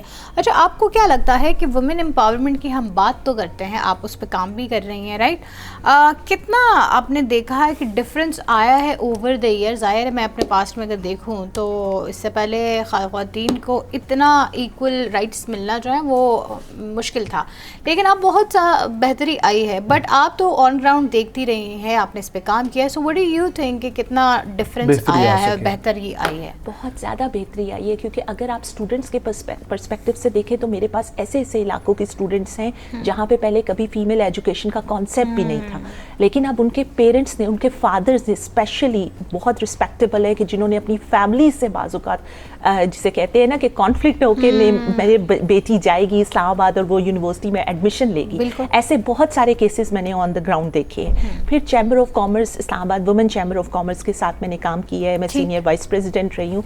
तो मैं ये देखती हूँ कि जो बच्चियाँ या जो लड़कियां छोटी उम्र से ही अपने घर में छोटे छोटे बिजनेस के आइडियाज़ लेके आती हैं, और स्पेशली अब टेक्नोलॉजी की इनकॉर्पोरेशन से कि जैसे आपने इंस्टाग्राम पेजेस बना लिए हैं या कुछ, तो वो अपनी फैमिली को इस उम्र से ही बहुत अच्छा सपोर्ट कर रही हैं। तो इसलिए चेंज तो है, स्लो है बट है ज़रूर। और तो इसलिए हमें पॉजिटिव रहना चाहिए कि इन फ्यूचर इंशाल्लाह ये चेंज एक बड़े रिफॉर्म में चेंज हो जाए। लेकिन मैम अगर हम वुमेन एम्पावरमेंट की बात कर रहे हैं या हम तालीम की सूरत हाल को देख रहे हैं, दोनों जगहों पे हमें ये लगता है कि जो फार फ्लंग एरियाज़ हैं ना, काम करने की वहाँ पर ज़्यादा ज़रूरत है। और चाहे हम लोग जिक्र करें मिनिस्ट्री प्लानिंग के अंडर भी जेंडर के ऊपर काम हो रहा है, उसके हवाले से, और आप जो काम कर रहे हैं या मुख्तलिफ हर कोई अपने लेवल पे काम कर रहा है। ज़्यादातर फोकस एरिया जो है ना अभी भी नज़र आते हैं शहर, अर्बन एरिया, ठीक है, लेकिन वो ठीक है, यहाँ से आवाज़ उधर तक पहुँच जाती होगी, लेकिन ना काम करने की अवेयरनेस देने की वहाँ पर जाके उन बच्चियों को भी अभी तक मालूम नहीं होता कि उनके राइट्स हैं क्या। तो वो कैसे अपने वालिदैन को उसके बारे में बताएं, उसके बारे में समझाएं, और फिर उन वालिदैन को वो बच्चियाँ नहीं समझा सकती खुद, ठीक है, उनको बाहर से किसी ने आके समझाना भी है और तरीक़ेकार भी दिखाने हैं। तो उस हवाले से आपको क्या लगता है कि पाकिस्तान में जो है ना वो कहाँ पर क्या काम करना चाहिए जो नहीं हो रहा? देखिए, फार फ्लंग एरियाज़ में तो जाना बहुत ज़रूरी है, लेकिन कहते हैं ना कतरा कतरा मिलके दरिया बनता है। और मैं फील्ड वर्क करती हूँ और मुझे मालूम है कि माशाल्लाह हमारी बहुत सारी NGOs, कैसा मिलता है आपको? रिस्पॉन्स बाज़ जगह से तो बहुत ख़राब मिलता है, मतलब वो लोग बात भी नहीं सुनना चाहते। और वहाँ पे हम आप लोग बात करते क्या हैं जाके एग्जैक्टली, अगर हम इसके ऊपर बात कर लें? तो नहीं बिठा देते हैं? नहीं, ऐसा कुछ भी नहीं है। असल में एक होता है कि आपकी सॉफ्ट इनकॉर्पोरेशन होती है, मतलब ऐसा नहीं है कि कोई आप हार्ड मेथड्स यूज करें, आप जाके आपने सेमिनार शुरू कर दिए, आपने लोगों को इकट्ठा कर लिया और तकरीरें शुरू कर दी, ऐसा पॉसिबल नहीं है कि आप लोग सबसे पहले वहाँ पे फैसिलिटीज पहुँचाते हो।